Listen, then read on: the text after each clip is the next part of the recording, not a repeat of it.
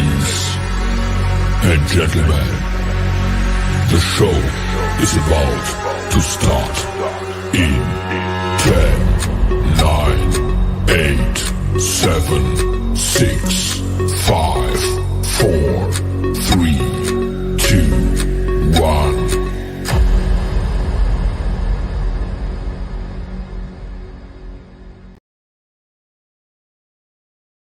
Happened there? Oh, sorry, I forgot. I clicked the wrong button. I'm doing this long enough. I should have got it right by now. So, welcome again to the Hangout. I've moved the Hangout. For those of you who don't know, I've moved the Hangout over from Wednesdays to Tuesdays because there's a lot of conflicts going on Wednesday, and I decided to move it to a Tuesday and see how things were going. And so we're gonna continue on Tuesdays for a while. Let's see how it goes, and do the normal Maker Hangout. So everybody is welcome to come in and join. Let me just get ready to see, check the comments. Hey, Kieran, how are you? First person in. Hey, Jerry. Jerry's playing double duty. He's actually in chat and he's actually on screen. Let's bring Jerry in and say hi to him. Hey, it's Jerry. Time for the Astro Printer Show. It's Tuesday and we're ready to go. Hello, everybody. I want some of what you're having. My name is Jerry and welcome to 3DHP. And there is Liam. Yeah. So, how's life? Oh, going good. Excellent. Excellent. But it's Wednesday for you, Loopy, not for us. So we have Matt hanging outside. Oh, by the way, we've got a convert. We've turned somebody else into a space nerd. Oh. Hey, Matt. Hey. Matt's playing Kerbal Space Program. He's hey, Matt, how are you? Yeah, but I've been playing this game for over 10 years. That just proves you're a nerd. It's the nerds built the planet. Yeah, nerds rule. Hold on, let me go focus on my spacecraft. It's actually with atomic engines. They're thinking of going to that again. Huh? They're actually thinking about using atomic engines going forward. Because they almost use no fuel. Or they use like a tenth of the fuel. But they use very little. You get a lot more. Nuclear, right? Atomic, nuclear. We're talking nuclear, yeah. So basically, what they do is the goal would be to have a shield at the back of the spacecraft, and they basically set off a small nuclear explosion, and that'll push the spacecraft forward. And by doing regular small ones, it increases your acceleration, and it uses very little fuel. It's kind of like me in bed at night. I start out on one side and I wake up on the other side. Mm. And that's called a methane explosion all night long, kind of pushes me along. That's yeah. Let's not go there. So how's everyone doing? Let me post up the link. If anybody wants to come in and join the chat, let me paste in the link there, and you can come in and join on screen. Hey, Tech Dad, how are you? Tech Dad, what's going on? Great video about your dad, Jerry. Oh yeah, he's talked. Tech Dad, he's talking about your video that you posted. Thank you. Yeah, there was a lot more pictures I could have put in that at the end of it. My other family photos throughout the years. I'm thinking, no, it's not really appropriate. So I figured I'll just throw a couple in there just for, Anyway, That's thank you. Cool story, though. And you're getting a lot of use out of that laser, the X1 that you're using a lot of. Yeah, I've been doing quite a bit with it. I got out in the garage. Been doing quite a bit. So, nice I love it. Yeah. Yeah. As I said before, a laser is a laser, and it's a nice machine. That's fine. My interest is in their Chuck style engraver. They are rotary. I like that. I like the way it looks. It's got the largest build volume out of all my diodes, and it is a 10 watt, where most of them are 5 or 5.5. Okay. But yes, basically a diode is a diode is a diode, pretty much. Yeah. Yeah. It depends on how they focus the light. The only way they can get better output is that are putting in more diodes in there, which there is a limit on how many you can run. And then they say they came out with a 20 watt head. What would be the purpose in a 20 watt head? Why would you even need it? I mean, don't even see a reason for it. Oh, Astro, got my Saturn V rocket. Okay, let me bring it up on screen. Just wait to assemble it. Okay, well, it took me. I sat down on a Sunday morning, decided to build mine. I got mine for Christmas, and it took me 8 hours to build this. Tech Dad 47, I've got a great idea. click on the link right there above you, or Liam can repost it and show us what you're doing. Come on camera and show everybody. He's not building right now. He says he's going to do it when he moves, after his move is done. But you should stream the build. I would recommend do a series of streams if you're interested in doing streaming, and stream the build. The Zolan just hosted your stream with 5 thank you for the viewers. host. I just posted a link out there, Zolan. And you got the raid. Zolan raided you with 6 people.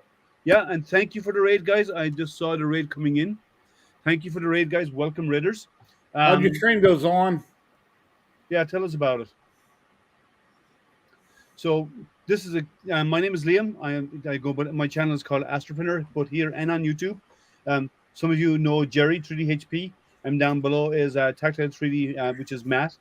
And a lot of us do a lot of hangouts, and we do streaming on Twitch, and that's like Jerry and I do a lot on YouTube also. We are talking about new printers, talking about technology. We help people out. Hey, Hutch, how are you? Hello, hello. Hey, old curmudgeon.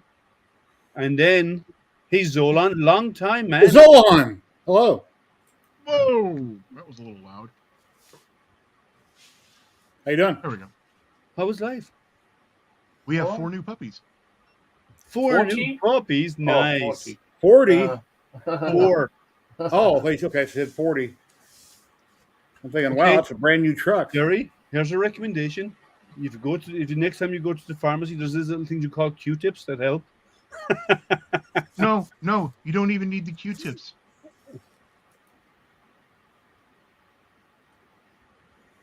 Bone conducting. No, well, I wasn't talking about that. I was talking about, well, It bypasses the eardrums. You don't have to use Q-tips. I suppose it goes straight to the cochlea, yeah. That helps you to hear better, Zolan? Oh, hell yeah.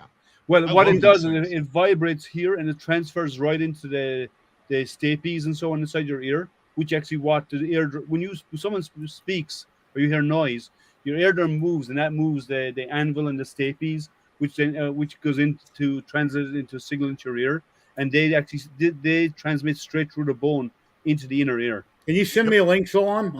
I'm interested in something like that. They You are might- expensive. And the mic, I do not use the mic on them when I'm streaming. I'm using a real mic. See, his mic was lower than I thought. Yeah. Oh, they're not for walking around the house talking to your wife or anything like that. Mine is too Oh, loud. no, if you're on the phone or something, these are great. I love them on the phone. Okay. Let me check my audio. My audio is set to Oh, no. auto. I had my audio levels down because I've had people say I've been too loud in the past. Okay. So your volume levels are higher than what I normally run now. Yeah. Cool. So, Yeah. so how I was love them live? because there's nothing in my ear or pressing on my ear. But you're only partially right. They actually vibrate in the front, not the back. Yeah, but it vibrates through the bone into the inner ear, into where Yes. the stapes and so on is. Yeah. Yep. So actually they are better if you put earplugs in. Because it cancels out any outside noise coming in, and yeah. So one of the things that some of my pew pew enthusiast friends do, and I might be doing the same thing, is they get the inner ear hearing protection plugs, and then they use these so they can listen to whatever they want to listen to, and then when the pew pew goes off, it shuts everything down, and all they hear is what's on this. Nice. These also have a mode that you can, because this set has 2 forward-facing mics and stereo, and you can actually, there's a mode you can set to basically turn them into hearing aids. But they are expensive. They are not cheap. Yeah, but you get what you pay for, right? I got something new delivered today, You too? so let's open it. I have had the Maker Pi printer for a while, the IDEX machine from Maker Pi, and I like the printer. It really works really well. But when I first started using it, There you go, Hey, Jerry. Sean Pickens. it does some. Hey, Slim Pickens, how are you? It does some weird stuff, and what happened was the hot nozzle dragged across the bed, and the bed is a build tack, like that soft build tack surface, but it's magnetic, and the hot nozzle created a channel right from the corner right into the middle of it. And I've been printing around, and I've been fine. I haven't been printing anything really big, but this will solve it. A filament, double-sided PEI, one side smooth, one side textured. And it's already got a divot in it. No, look at the box. It's got a divot in it. That's not that is padded. Don't scare me like that. I got my new toy. I used to like you, you know. I got my new toy. What's that? Flipper 1. A what? It's a Tamagotchi for hackers. Tamagotchi? Remember the old in the I remember late Tamagotchi. 90s? Yeah. The thing that So would drive this you one- insane and having to take care of. Yeah, this one you take care of the little flipper dolphin by cloning NFC cards or remote controls or one-touch buttons or Do you know what it sounds like to Credit me? cards. Do you know what it sounds like to me? It's some no offense, but it sounds like something like a marketing plug to make you buy more. well, there's a guy Oh, I out there know. right now who figured A out little bit. because you can record it can record a radio signal and then play it back. Oh, okay. So when he's out in an affluent neighborhood on his little one wheel riding around, Yeah. anytime he goes by a Tesla, he hits the button on this and the Tesla's charge door opens up. Ooh, that's pretty. That's theirs. I think it's the texture site. Let's have a look. Is he playing Kerbal? He Yeah, he's is. playing Kerbal. We've got another nerd in the group. Yeah, I haven't opened Kerbal in months. I I'm haven't waiting done for that 2. either, yeah. I want 2 to come out. So Yeah, me too. I got it. Oh, I dropped it. Filament sticker. That'll be going on my laser. The magnetic backing, and I have the texture side, and then the smooth PEIs on the other side. And the smooth side has filament written across it. Okay, well, unfortunately, I do need to drop because, again, new puppies. My wife needs to go feed the other dogs, which means I need to go sit with the mama. Yeah, but it's good to hear that the puppies are doing well, I hope, and mommy. Yep. Excellent. And I'll try to be back later if I can, but no promises. Okay, you're always welcome. Have a great day. Have a great day. Bye. Oh, Matt versus Kerbal, who's going to win? I think Kerbal's going to beat him, but first of all, he's orbiting the wrong direction around the planet, so that's not going to help his orbit. His orbit's going to degrade. Matt's gonna wreck and die Crash and burn. because he's gonna see an alien spaceship or something outside his window. He's gonna start holding up his 3D prints, not paying attention where he's steering. Yeah. Let me That see. wasn't funny, but Let me paste in the. There's a link, guys. If somebody wants to come and join, you're welcome to come and join. Retrograde just needs more. It does need more boosters, but the problem is you're constantly boosting because you're fighting. The planet is stealing your momentum. So if anyone wants to join, you're welcome to do so. There's the link. Go ahead. when I was talking about your journey is over that I engraved on that knife, I remember that's from the show called The 100. If you guys out there watch The 100, that's what that phrase was from. It just dawned on me the other day. There's like 5 seasons out, and I was waiting for it to continue. It's never came back yet. Ram scoop and a plasma drive. Eventually, maybe. Actually, there was a recent posting that like not warp speed, but warp style drive. That it's been actively investigated. So they're actually looking into ways of making a spacecraft mass appear lighter so they can travel faster. But we won't, unless you want to go into the science, let's not. But unless someone asks questions about it. But did you know? Oh, that's only me. So what's everybody working on, Jerry? I'm working on. I remember that big dragon I was starting to print. I started to print it, and then thunderstorms came through. A day and a half into the print, power went out. For how long? Long enough to not to come back properly. Oh wow. So You don't have any UPSs at all? no, I don't run UPSs. I have too many machines to put on UPSs. So so You I only plug more you have, not you don't you only plug in a couple of your machines to a UPS, I and know. then they're good to go. If you're not always printing with a lot of machines. Well, not right now, but like once I start, like come the end of the month or early next month, I will be printing all my machines, because the Toys for Tots will be starting up in June again. We were told it's going to start again in June. That means all my machines are going to get busy. Um, but the it's going to be I'm going to redo it. So I only had one spool of that filament, and I don't have enough material to print the big one. So what I'm going to do is when I put the PEI sheet on my new printer or on the P3, I'm going to print it on a 300 by 300 bed is what I'm going to do with the materials. So I'm just going to do it over there instead.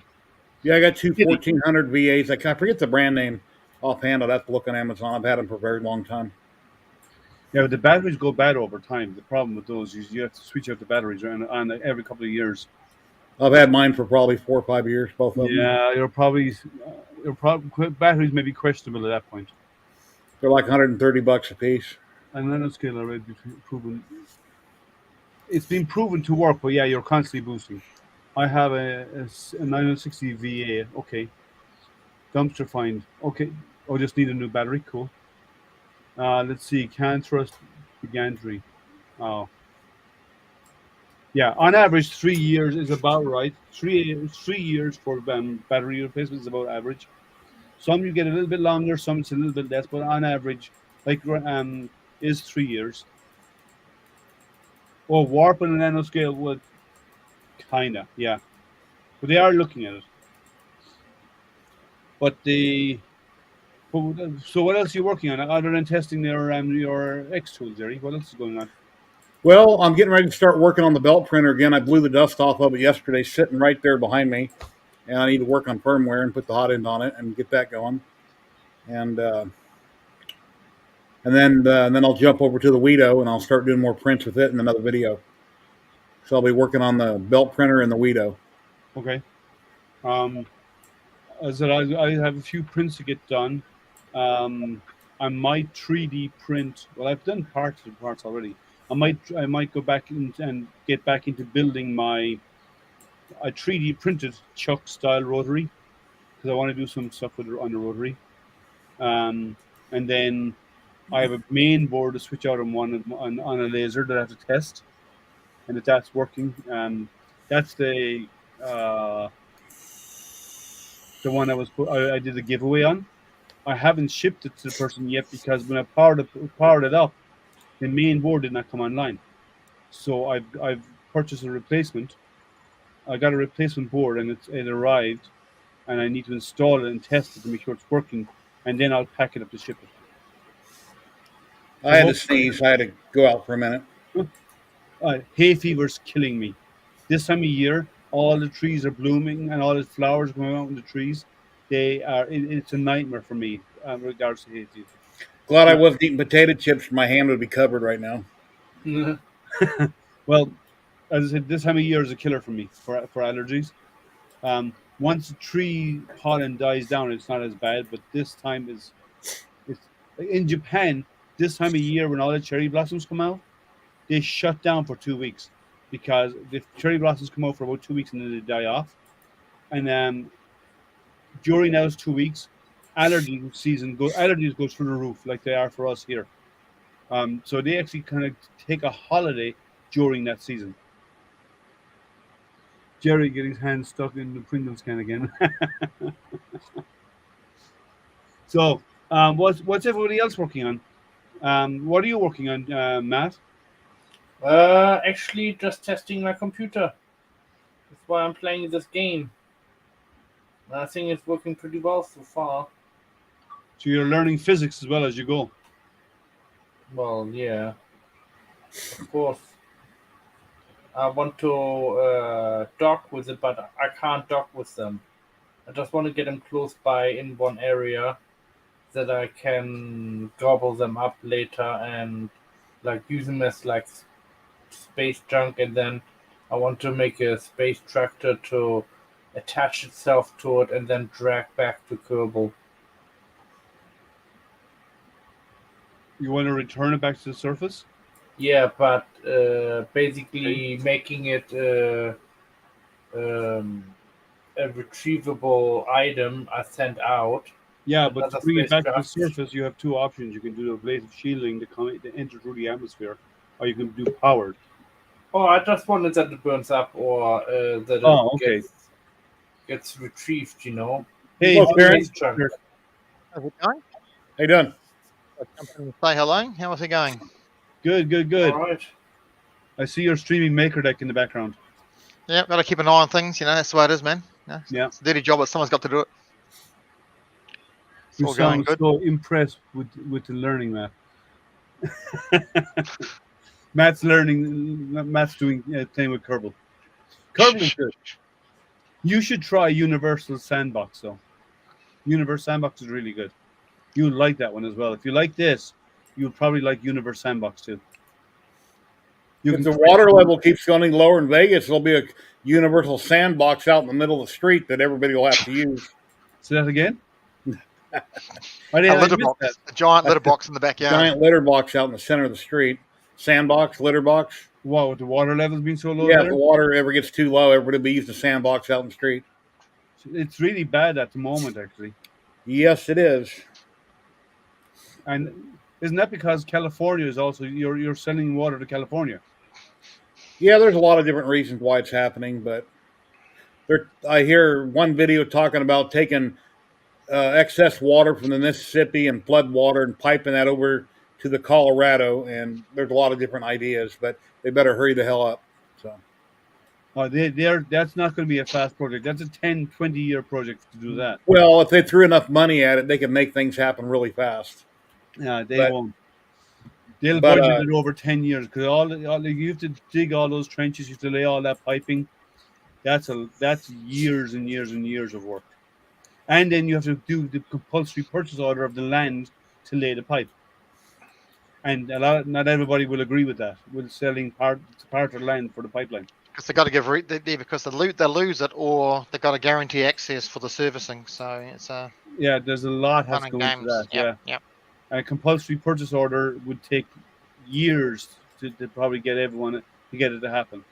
Like they can ask people, and then if somebody says no, they could put in a compulsory purchase order, a purchase request for land, but that has to be passed in the local city or in the local state, or the local town has to approve it, and has to go through.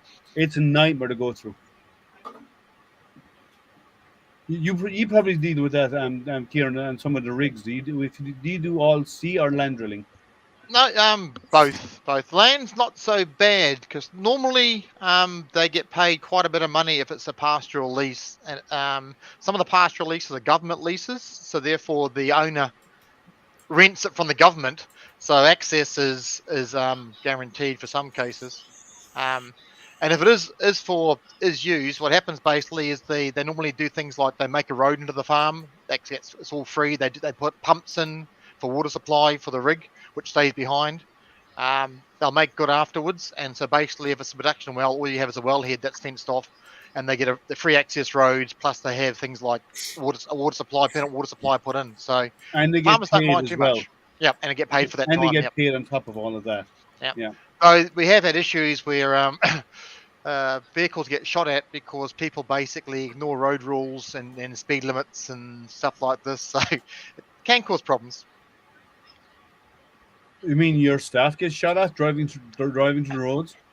Let's just say in the vicinity of, just to discourage them from speeding in the area, because there is supposed to be road restrictions. So things happen. Okay. Other areas I've worked in, water supplies cut. Locals get upset, and there are riots and protests, and weapons get used on site and off site. So it makes it interesting. It's fun. And people thought geology was boring, huh? Oh, it has its Wow. moments. It has its Yeah, moments. it I'll tell you sounds that like much. it. Yeah, I definitely have had moments. I don't want to be there. I'm getting paid. I'm not getting paid enough to be here. I've had those moments. Yeah. Yeah, well, cool. Tell me one of the craziest stories. Craziest stories.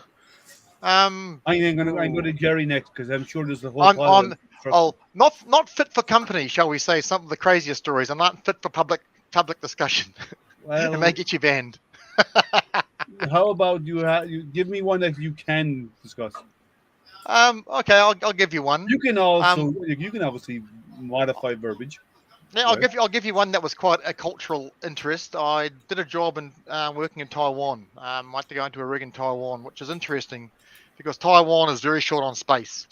So this rig was actually operating right beside apartment buildings and shops because there is no room. Every square space of Taiwan's utilized for agriculture or whatever else. Yeah. And go to the rig and get shown my room, and because I'd flown in, I didn't realize you have to bring your own towels, which is not normally the case. Normally the case, most rigs, toiletries like towels and all that are provided, and they get washed in the rig laundry. You have to provide your towels. So I had to go shopping for a towel. That's down the road from the rig site. And you think I could find a towel in the shop? I want a towel, with a translator. I need a towel. So the biggest towel I could find was a dishcloth. Trust me, walking to and from the ablutions block wearing nothing but a dishcloth doesn't quite cut the mustard. Trust me. You use two of them in a piece of string for front and back to tie them together. Well, two, even two was scratching it for decency, I tell you, but it was fun. So cultural expectations differ from country to country when you work. So that's one thing to be aware of. It's fun. So, Jerry, craziest thing that's ever happened on a site? Can't think of anything. Nothing at all? Oh.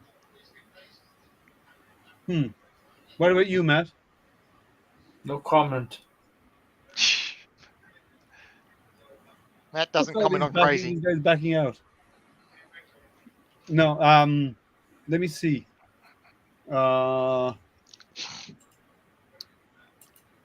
I have a scar on my wrist from one when I was in the Irish Navy. We were board. One of the duties of the Irish Navy is to board fishing trawlers in the Irish fishing grounds, right? In the fishing grounds, to ensure that they're licensed and their nets are correct. They're not using monofilament nets and all this kind of stuff. So we boarded one trawler, and we asked them to stop, and they didn't want to. So eventually we got them to stop, and we came up alongside. There was 6 of us on board, and inflatable, like a semi-rigid, and we climbed aboard. And one of our guys, because the skipper was German, but the crew was Spanish. So one of the guys could speak German. He started chatting to the skipper, and they got annoyed because we were finding issues with what they were with some of their nets because they were monofilament nets. And eventually, they told us get off the boat, and we said no way. So one of the guys, I was actually out on deck at the time. One of the guys swung at me with a grappling hook, hence the scar right here on my wrist. Grappling hook right here. And hey, Chris, how are you? And the guys pushed us overboard. And so they put on their motors. They were heading off. They were going to try and head out to international waters. So what we did, so we got back in the inflatable. It's a semi-rigid. It's a SRB, yep. fiberglass on bottom, and it's an inflatable ribber on the side. So so we got back into it, and this thing had twin 90 horsepower engines, right? It's a big, it's powerful. But we radioed back to the main ship. Ship turned around and said, "Okay, we'll go after them, and you coming up alongside us. We're on our way." So we pulled up alongside. We got headed up there, and they went after him full speed. Obviously, a ship can move faster than a small trawler, right? I think we were doing something like 22, 23 knots, heading after them, and we kept radioing them, telling them to stop, and also over a bullhorn, like the speakers, they wouldn't listen. So they decided we need to stop these guys. So they decided to set up a machine gun up on deck, and they fired at them ahead of them, and the guys just turned and veered away. So they fired at the deck because now they've assaulted some of us, right? And they threw us overboard. So we fired on the deck, and they kept going. Eventually, we fired at the bridge house, the wheelhouse, and they stopped. I And would. we turn around and we got out, we come up beside them, and you said, "You've got 10 minutes to get off. It's all you've got. You've got 10 minutes to get off the ship, the boat." And the guys were, so we drifted back again. We pointed the Target practice. Great. pointed the main gun at them, Light it up. Boom. and we said we fired one round in front of them. And you said, and we told them the next two are going to are hitting the boat. So if you're on board, you're going to go with it because they attacked us. It's defense, and Yep. we saw the guys leaping over the side. 2 rounds down she went, boom, boom, sunk her, and then we went out and dragged the guys on board, and they spent 10 years in prison. All of them. Good. They got 10 years for attacking us. Yeah, well, assault into illegal fishing inside a restricted fishing zone. You know, I think that's right. The All book of of them. that, so they got 10 years. Yeah. Plus, cheaper than lawyers' fees trying to get the boat impounded. That's for sure. Well, Not actually, what happens is if we do arrest someone for illegal fishing or whatever, we leave one of our crew on board or 2 of our crew on board. Hey, Bionic. And we escort them back. Hey, Bionic, how are you? We escort them back to port, right, where the boat is impounded. Yeah, I'm ex-military, Irish Navy, where the boat is impounded. I'll leave that alone. It's tempting. I'll leave it alone. Yeah, I know, but the boat's impounded, and if they're found guilty, which 99% of the time they are because we have all the evidence, the boat is sold in auction. They lose it. Yeah. So and all the equipment that is illegal is destroyed, and anything that is legal is we sell as well because it costs money to do all of this. So we actually there's money comes back into the military budget. So who's charged? Is it the captain of the vessel or the owner of the vessel? Because they're not the same. So yes, both. Okay. in a No, lot of cases, if depends, it's a company, yeah, we go after a company. But if it's an individual, like the skipper is the owner, then he will be charged, obviously, right? But in a lot of cases, they are companies because what they do is, especially no offense to anyone who's Spanish out there, but a lot of the Spanish trawlers do come into Irish waters, fish, head back out to open sea, offload to factory ships that are out in international waters, and then come back in again and reload. That's what they do. So they can actually do an awful lot of fishing in a short amount of time because they offload to factory ships. Whereas the local fishermen go back to port and they offload to the local processing plants, right? So it's different. I'm doing good, Bionic. I'm doing very good. Thank you. So it depends on who it is, but a lot of the foreign vessels that are allowed because it's all EU countries. It's for them. A lot of them do go back out to factory ships, so they fish. They are they fish an awful lot compared to the local fishermen. I have other stories along those lines too, but that was a fun one. That was interesting. Plus, they got to use their ordnance, which they wouldn't get to do often. Well, no, they do. They practice regularly. They do. Oh yeah, that's saying practice, but actually in anger, you wouldn't get much actual. Yeah. Well, we had to radio to get permission, right? Well, obviously you have to radio, but the skipper has the ability, the captain has the ability to do so. But we obviously to make sure everything was kosher because they attacked us. And that was your get out of jail free card. Yeah, because you've been manhandled. You got a word back saying, "Go, take him out. You sink the boat." So we did, and that was fun. One of the other ones was interesting. Again, we were out and we had inspected the boat, and everything seems fine. But one of the guys who actually crewing with us, right, one of our crew members, he was not long in the Navy. He spent a lot of time on board trawlers, fishing trawlers. Okay, so he knew what was going on with the trawler. And he actually wasn't on the boarding crew, but the guys reported back, and they reported back the numbers over radio, and we document all of this. And the guy who was on board, he was actually in the bridge at the time. He was on the helm, and he reported back. He said, "There's something not right about that boat." He Check said, this or check that. "She's sitting too deep in the water." And the guy said, "There's no way that's all that's all the cargo She's carrying. Yeah. She's way too deep." So they went out and did another inspection and found nothing again, right? And he said, "No, there's something wrong." So they went back out and they brought him out. And as they were inspecting, now this guy knows, as I said, he worked in trawlers for years. They were walking around. He went down below and was inspecting. And he says, "Those walls are too narrow." He says, "There's not enough space on here. The walls, it should be wider."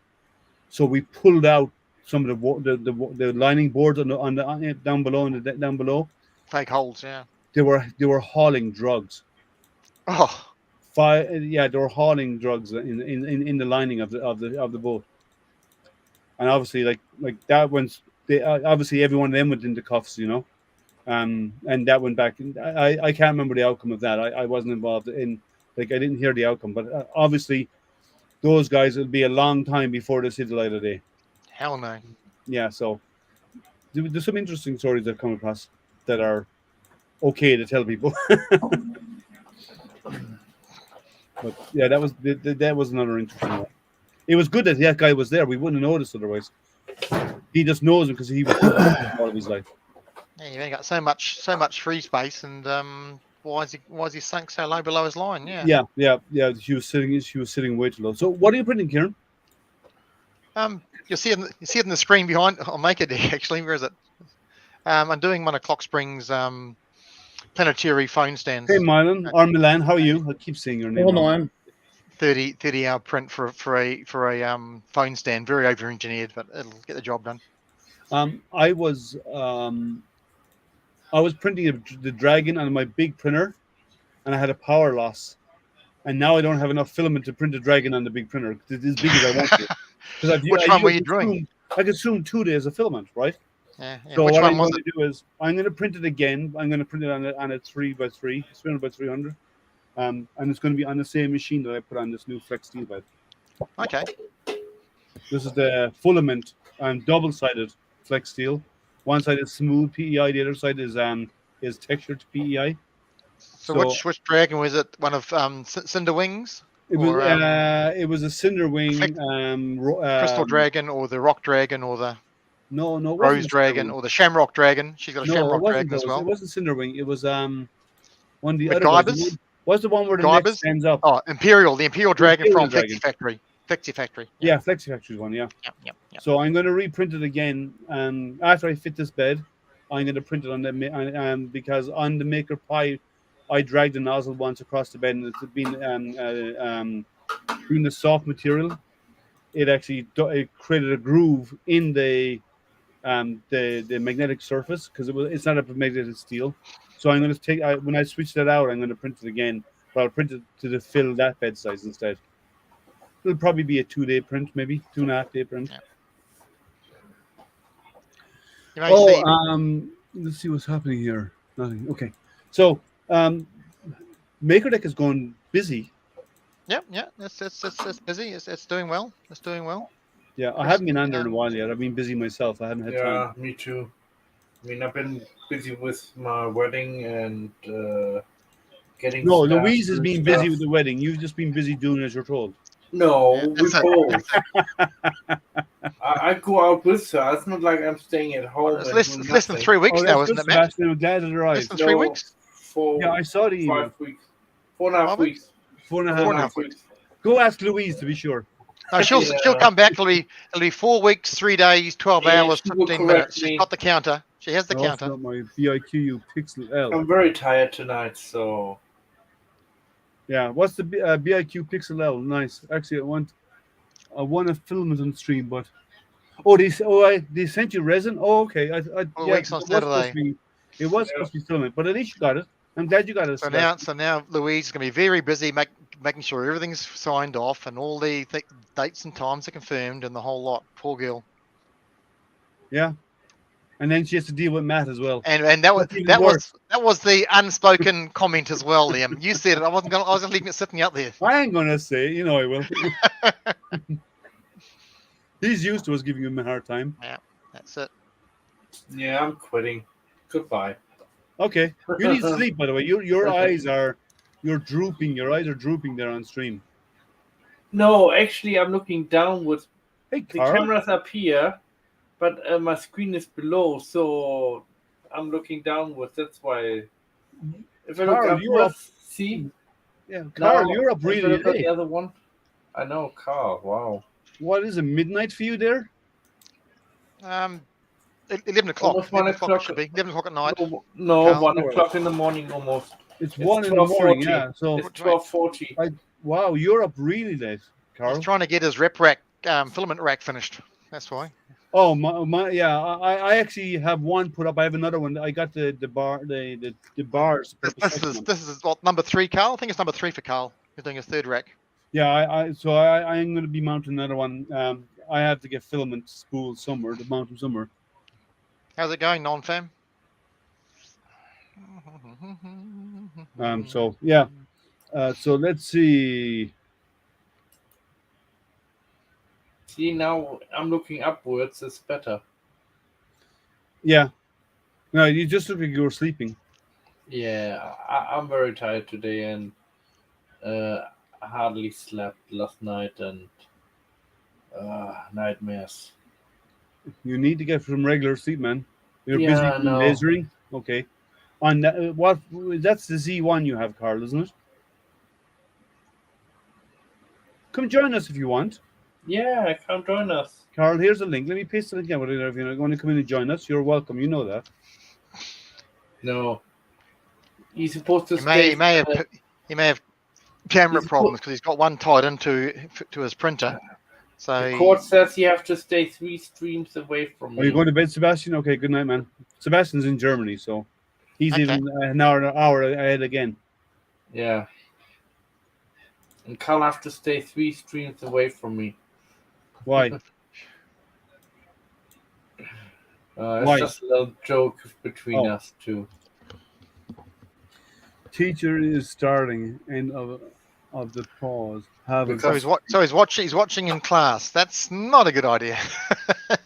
What's Yeah. Marco been up to, Matt? I haven't seen Marco in about a week. He's busy with TikTok. He's very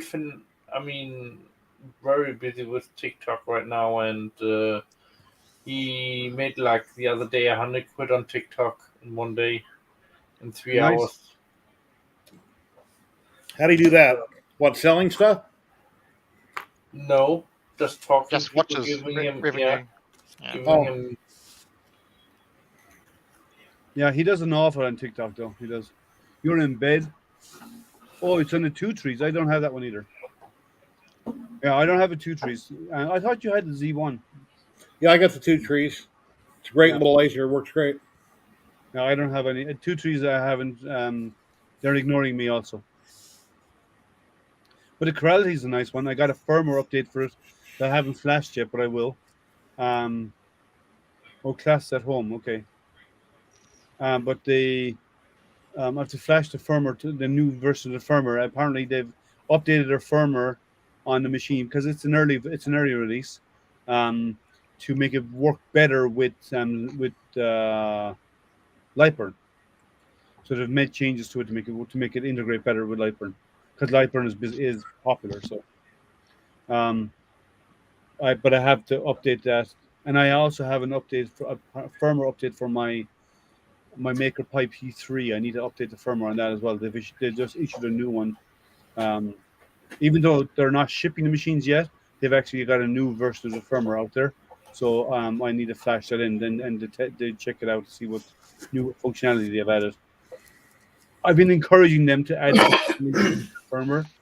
And they're listening. It just takes time, but they are listening and they're doing it. The only issue with the X tool in the cache, I guess it is on the board, once Lightburn says the job is done, you got another 5 or 10 minutes because it's not done. And that's my only diode laser that has that issue. Well, it's not an Out of issue. 5 It's just a buffer. Yeah, that's it. The buffering from Yeah. your programs, Yeah. the printer has taken it all, but it's not finished out of the printer. Well, that's a Same good for thing, your. though. You got an Atom Stock A5 Pro as well. I don't have any of the Atom Stocks either.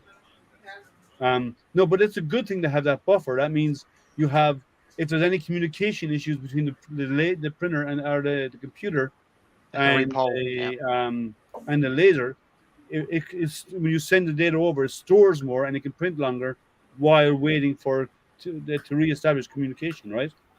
So that's a good thing. So the A5 is Congo is expensive in the UK with shipping. Yes, because they're not storing it in the UK yet. They're storing them in Germany, I believe, is what they do. Their distribution point or Amazon is in Germany, which is a problem for the UK because the UK is not part of the EU anymore. So you have all that import duties and all that kind of stuff to deal with, right?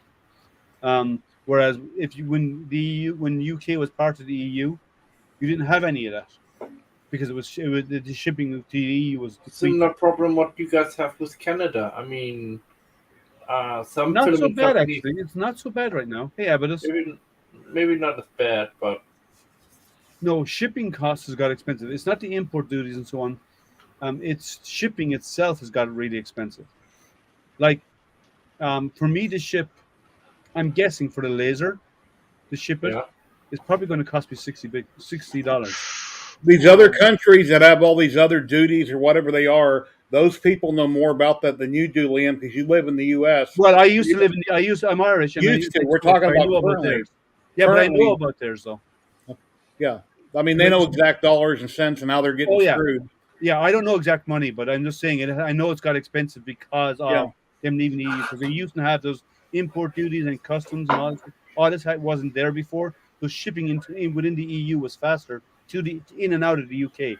Now it's got really slow because they have to deal with customs.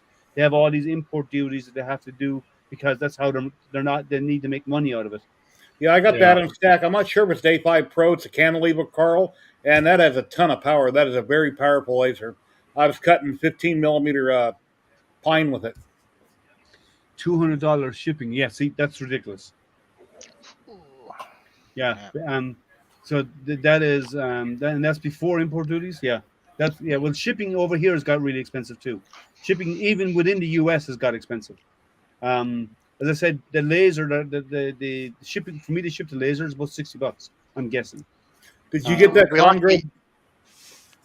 So we're lucky in Australia. If the item is less than $1,000 or less, there's no duty payable. So creative bookkeeping to guarantee the price is always under $1,000 makes a difference. So there's no duty payable, which is great.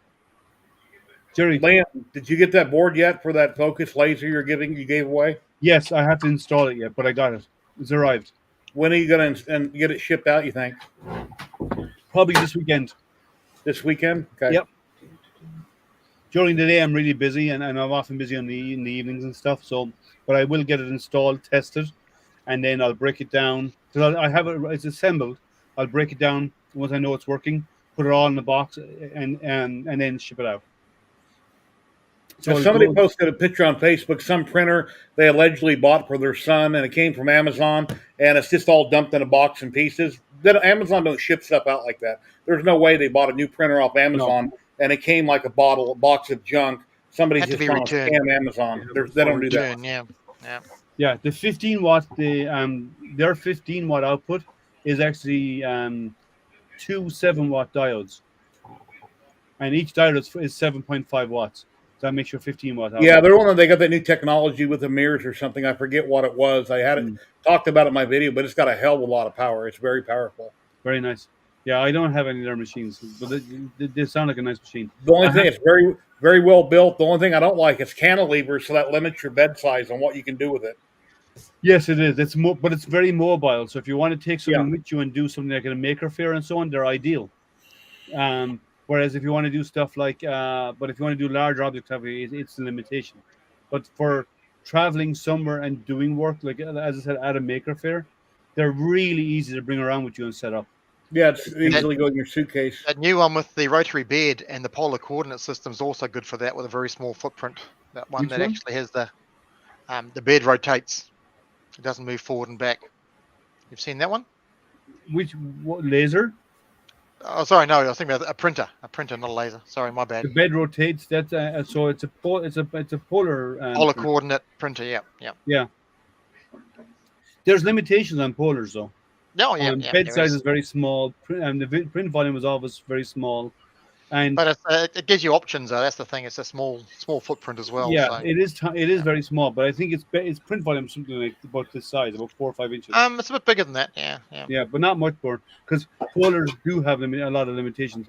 What was that cheap one that you could buy at Joanne's? That The craft. Oh, the Yeah, Joe- another one. Yeah. That Joe Telling thing, he went and bought the he piece did. of He crap. went and bought it. Yeah, I can't Yeah, remember what it was. They're offloading them cheap. Focus Yeah, scissors, yeah. cool. And what's Yeah, they bad were about really bad. companies putting out garbage like that, if people first get into 3D printing and they buy something like that and they go, this is 3D printing, they may never touch it, the market again or try it. It's like with VR. When they came out with VR on your cell phone, you wear the goggles, you put your cell phone in it. That is not a good representation of what VR is all about. They never should have put it out, because when people try it, they go, well, this sucks. They may never ever try a real system like an Oculus or a Vive or an Odyssey or something like that. Yep. And I've got a Vive and an Odyssey. My Vive cost me $950 when it first came out. And I was jumping up and down happy because I waited 30 years to try VR. And if I would have had sold my truck and rode a bicycle to got into VR, it was well worth it to me because I had waited my whole life to try out VR. And it's amazing. And Yeah. that's my rant How for the day. often you use it now? Not very often because I don't have a lot of room. I got to put my. Well, anyway, I got a couple sensors I got to mount up on the walls for the Vive. The Odyssey I use occasionally, but because I got into 3D printing and all this other stuff that I do, I don't play my games very often. But I love games, and I just don't make the time to play them. But yeah, VR is amazing. Yeah, I haven't tried this. I've never tried VR. So, I'm not a gamer anyway, so it doesn't matter. Like to do a VR, like to go on the moon and do a VR like around the moon or on Mars or something, that'd be fun. I have a game called Elite Dangerous. Zolan's played it, and in VR, when you're in space, and you fly up on a planet, your spacecraft, you're looking around at it out your windows, you feel like you're really there. It's huge, and you got to fly into orbit and land, and there's just so many things. You feel like you're really there, but you're in VR. It's just That might be amazing. And there's even stuff in VR that's for adults too. That's some of it's truly amazing too. Come on, man. Okay. Let's not ask Jerry how he Moving knows. right along. Yeah. Moving right along. Yeah. But actually, apparently, that industry, and we're not going to stay on this topic, but that industry made DVDs, and that same industry made VR popular over games. That industry apparently is a huge draw for people Some things look very, very real right in front of your face, and you feel like you're there. So, anyway, spoken from a man with experience. 100%, yes. Yep. Yeah, but even for Blu-rays, and I get more entertainment in VR than I get from the other person in the house. So, anyway, He's a brave man. He's a brave man. I hope she's not. We'll listening. see. Let me see. We'll wait and see. Let's see. Countdown for the. She for the must be frying out. pan. She must be out. We're counting down for the frying pan. I count 30 seconds. Yeah. I was looking at the wrong screen and I saw someone walking behind Matt. I said, "Is that?" Betty?" Yeah. I was just, I got this orange. Get this out of this. wrong screen. Yeah, I was actually just glancing, and I saw someone move in. And I went, "Oh, here she comes." Well, that's funny. So, does anybody have any interesting projects coming up that you're working on? Let me post a link out here again, guys. I need to get the still golf waiting printer on working. my Reality Scan and Lizard. But they Today some haven't news shipped came those yet. out. Yeah, I know, but today some news came out, What was the news? and I forgot actually. Was it good news or bad news? And not good news, not Yeah, bad because news. that legal case is still going on about the software. I know. So, in case anyone doesn't know, the software that that was being planned to be used by Creality for their Scan Lizard, the new scanner that they released on Kickstarter, that has been fully funded on Kickstarter.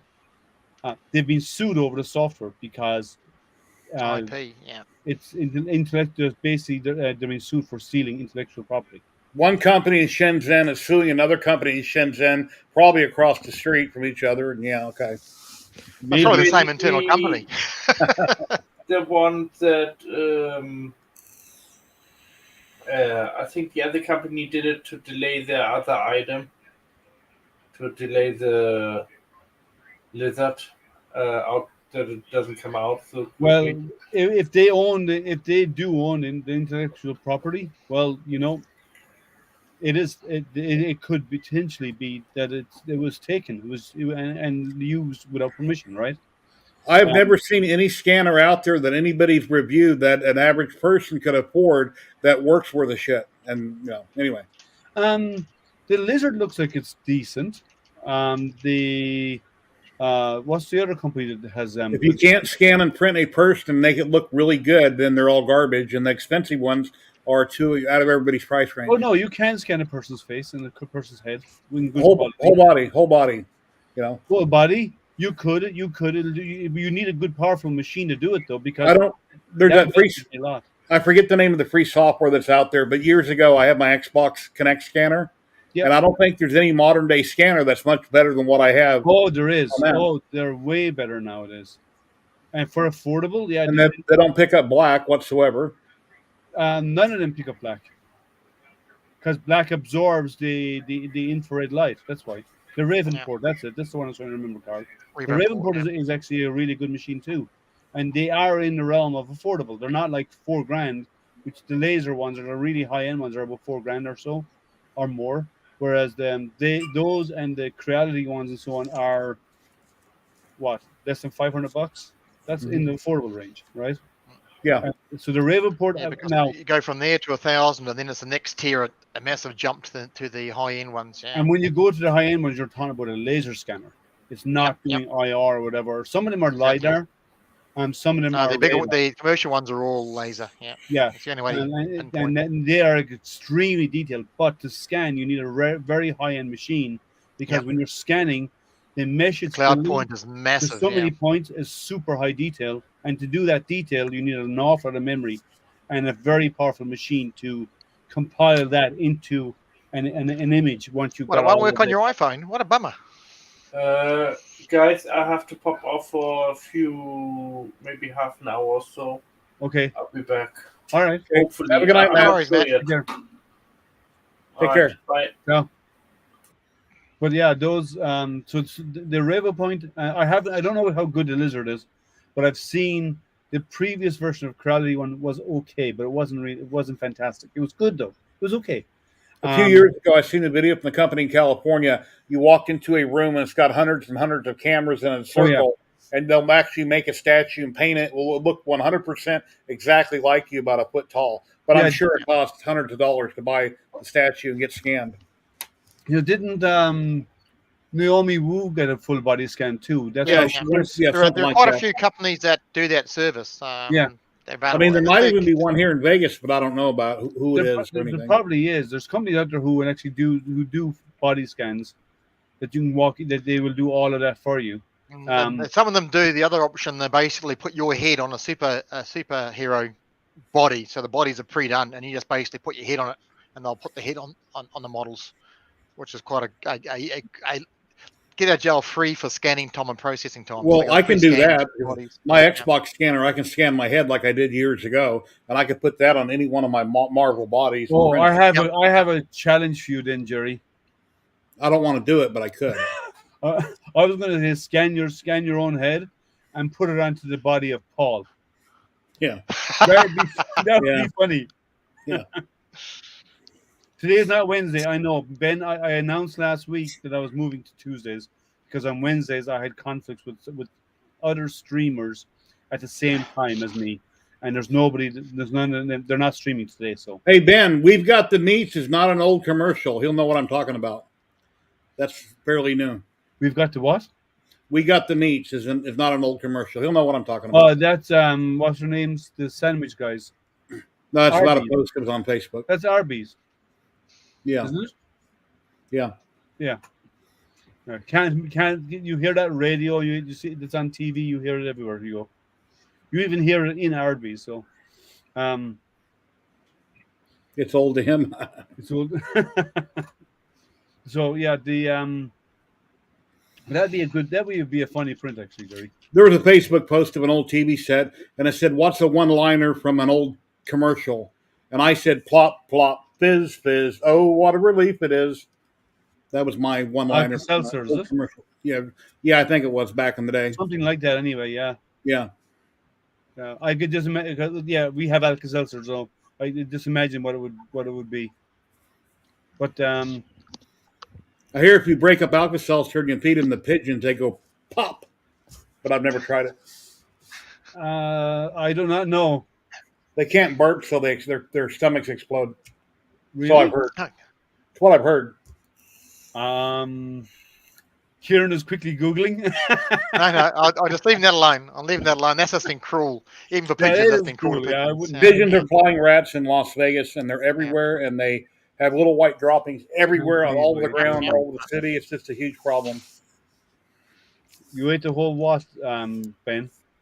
Yeah, I can't believe I ate the whole thing. Yeah, I remember that that's commercial. from the ad. That's from the ad as well. Oh, I don't know that one. Sorry. This works great for seagulls.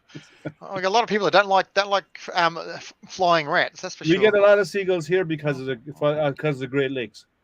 Because even though like we're landlocked here, or we are surrounded with the Great Lakes around us, they're so large that we get a lot of seagulls around the Great Lakes. Why are they called great? Well, what's great about them? They're big. They're some of the biggest inland water masses on the planet. Why is Detroit called Motor City when we're talking about engines that are gas powered, not motor? Jerry, say that again. You paused. I did? Yeah. Yeah, and your sound dropped. Well, that's weird. So, repeat the question. Detroit is called Motor City. A motor is electric. It's based around engines that run on fuel or gas. Why is it called Motor City and not? They always call it another name for engine is motor. No, motor's electric. No, you can have electric motors and you can have gas motors. Gas-powered engine. I've never heard of a gas-powered motor. Well, apparently you can. Okay. All right. Well, it's automotive central. So Detroit is where the automotive industry began and still exists. Just reading Ben's comment. The seagulls went deep sea fishing. Keep him off the bait. Yeah. Gas engine, electric motor. Well, yeah, that's what they call it. Yeah, I just always wonder why it's a Motor City when it's not based around motors, it's based around engines. Maybe because it's all cars and people motor around all the time. No. Well, possibly the motor was designed. The electric motor was electricity out the back of the motor, using it in reverse as opposed to using electricity to drive it, because you can run a motor both ways. Did you know that a train, a normal diesel engine, is actually electric powered? Yep. Diesel electric. Yep. There's a generator. So the diesel runs the generator, which generates electricity to run the motors on board. So it runs on electricity. There's the diesel engine doesn't have enough power to move a train. So it's actually electric. The trains are electric, with the exception of steam engines, right? They're the one exception, right? The old ones, but all the modern ones, all the diesel ones, they're actually electric.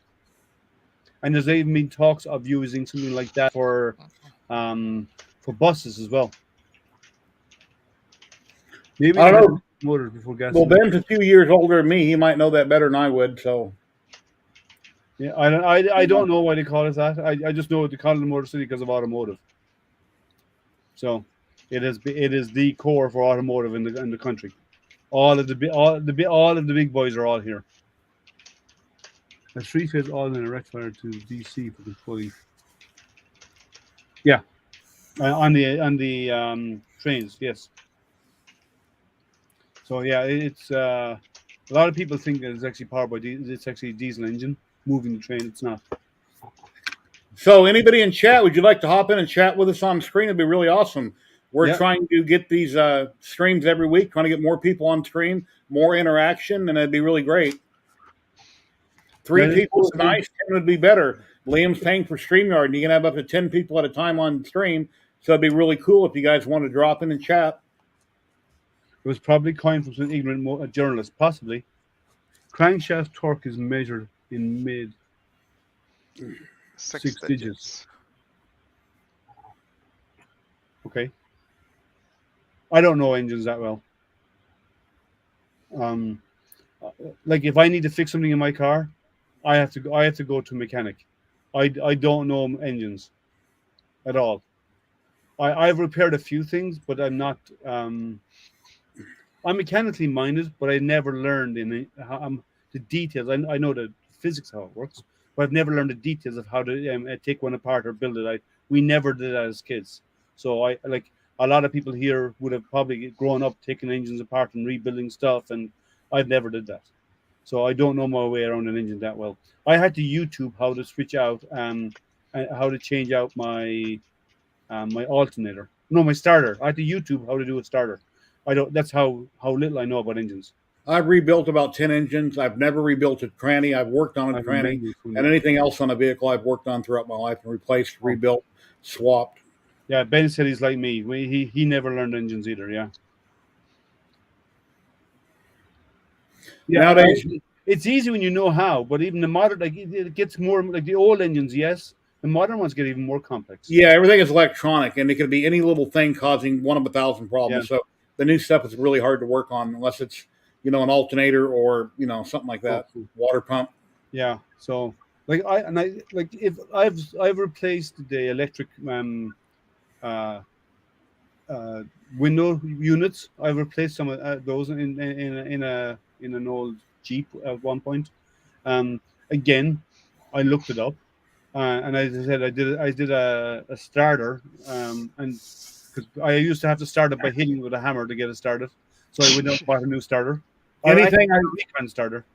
Anything I work on or I know how to work on around the house or my sisters or my sons, I always go to YouTube and I refresh my memory how to do something. Even if I did it a month ago, I go and double check to make sure I'm going to do something the right way before I tear into it. Yeah. So guys, I just posted the link there a moment ago. If you want to come in and join, you're welcome to do so. It is open. I used to take things apart with my dad. And then, see, I spent more time doing carpentry than I did working with engines. My dad was a carpenter, so I grew up working with him on building staircases and all this kind of stuff, and then on my holidays, I spent time during the holidays working on construction sites with him. So that's where I spend all my time. So I don't that and so what if you want to know how to build the stairs, I can do that for you. I've actually done a couple of staircases. If you are anything like that, I've done all this kind of stuff. But the sign of brain cancer, Ben, I got to keep refreshing my memory. Well, I hope not. It's also a sign of just old age, Ben. Some things I never forget, and other things I forget all the time. We've only got so much storage space. It's like a hard drive. We only got so much storage space. When it fills up, something needs to get pushed out to bring in the new stuff, right? Yeah. Between the storage space and the dead brain cells, hell yeah.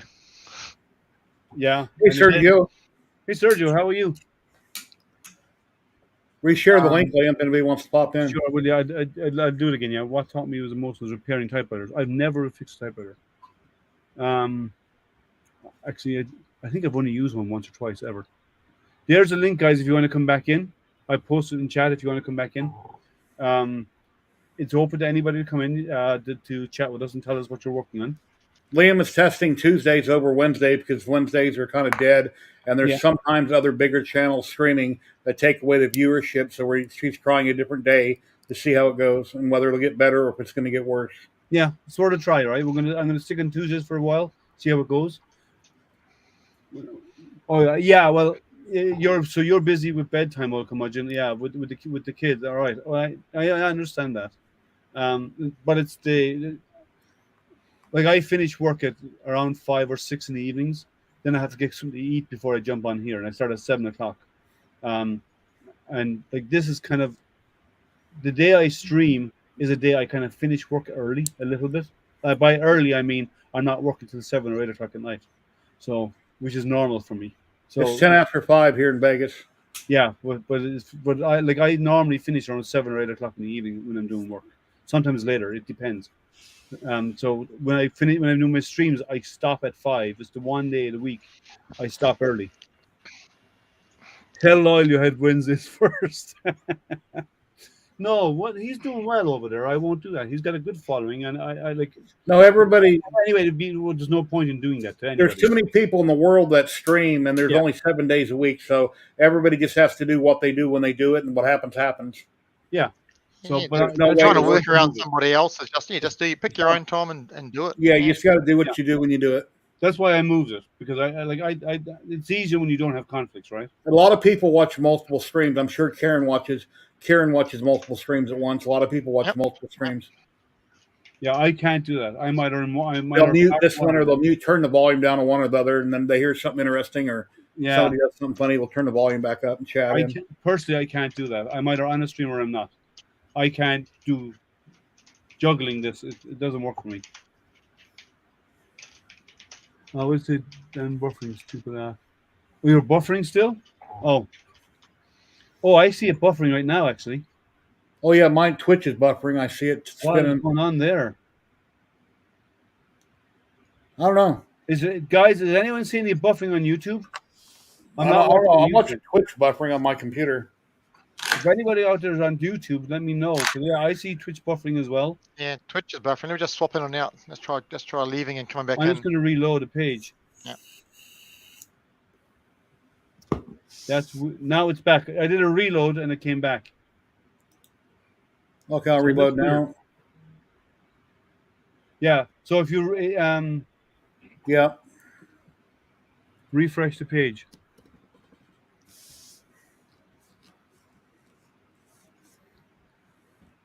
I just type it in chat so people know. Yeah, that's weird, and it's happening for everybody. When I read, it's buffering again. Why are they buffering? Not sure. Not sure if that's a Twitch or StreamYard problem. But you're on you're on three platforms. Yeah, it's Twitch, okay. Is anybody out there watching on YouTube? Let me just jump over and have a look. I want to see if it's doing there, because if it is, then it's StreamYard. All the comments I see are coming from Twitch. Yeah, but I don't know how many people are watching. I'm jumping over to YouTube now. Yeah, let me know.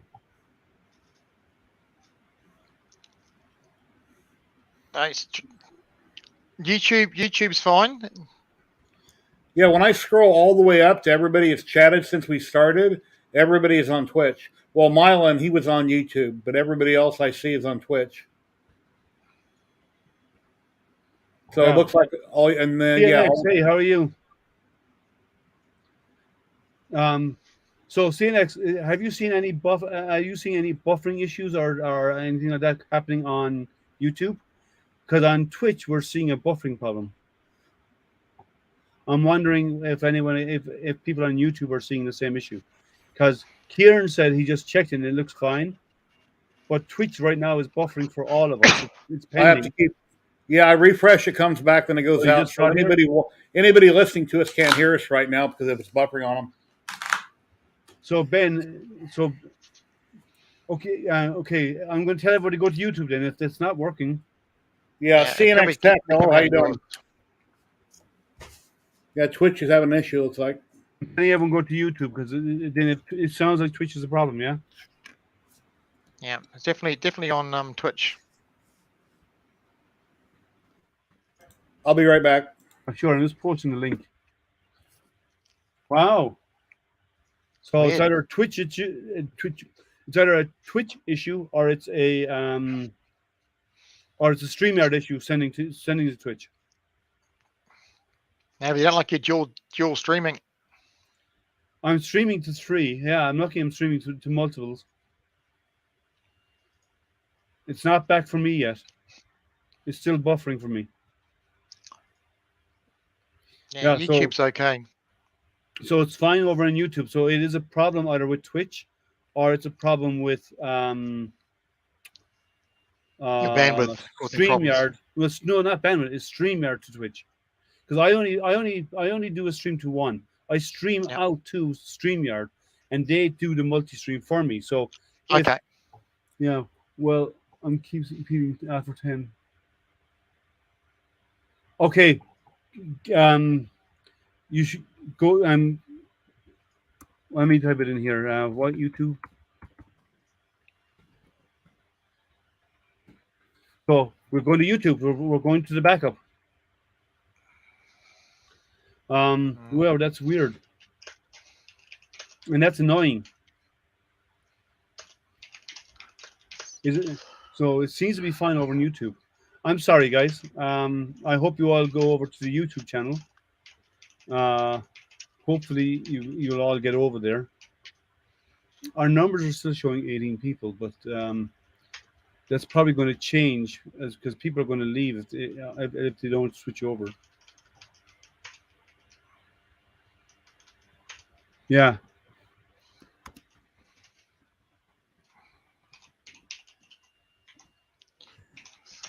Just typing in chat to let people know that Twitch is having issues, and it's only Twitch. So, guys, if you can hear me, switch over to YouTube. It seems to be working better over there. I posted a link a moment ago. Yeah, Twitch. It's better over here for some. It's just better. I'm sorry. There's nothing I can do about that. Twitch seems to be the problem. Even comments are not coming through cleanly. I'm still buffering here on Twitch, and so that's weird.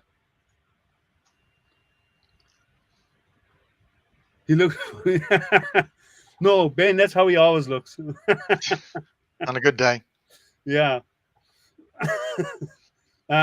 So yeah, that is weird that happened on Twitch. It just died, but the others seem to be doing okay. I also have it on Facebook. If you're on Facebook, you can. That's not going to happen. That's not going to happen. I know. I'm just saying it's also up streaming out there. So wow, that is weird. Twitch hasn't done that to me before. Maybe it's either StreamYard are having the problem or Twitch themselves are having an issue. Something stuttering out. Yeah. Yeah. Interesting. So, what's your once you got your phone done? What's your next project, Kieran? Well, I did make a companion for Marvin. Bird. Yeah. I had to scale him up a bit though.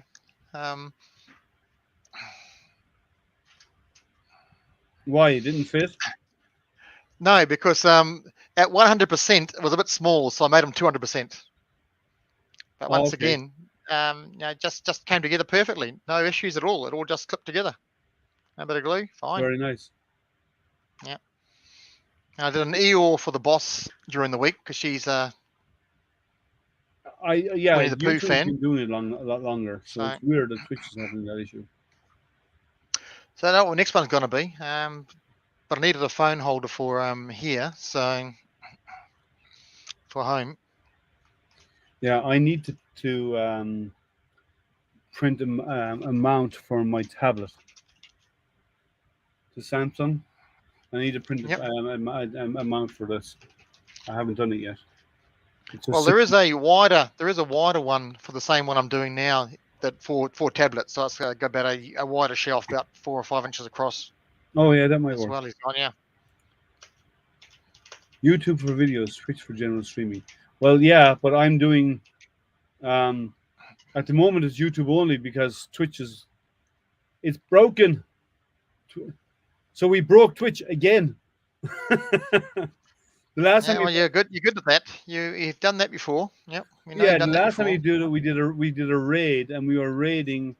Counter raid to Chris. Yeah, so I raided Chris, and he started raiding me.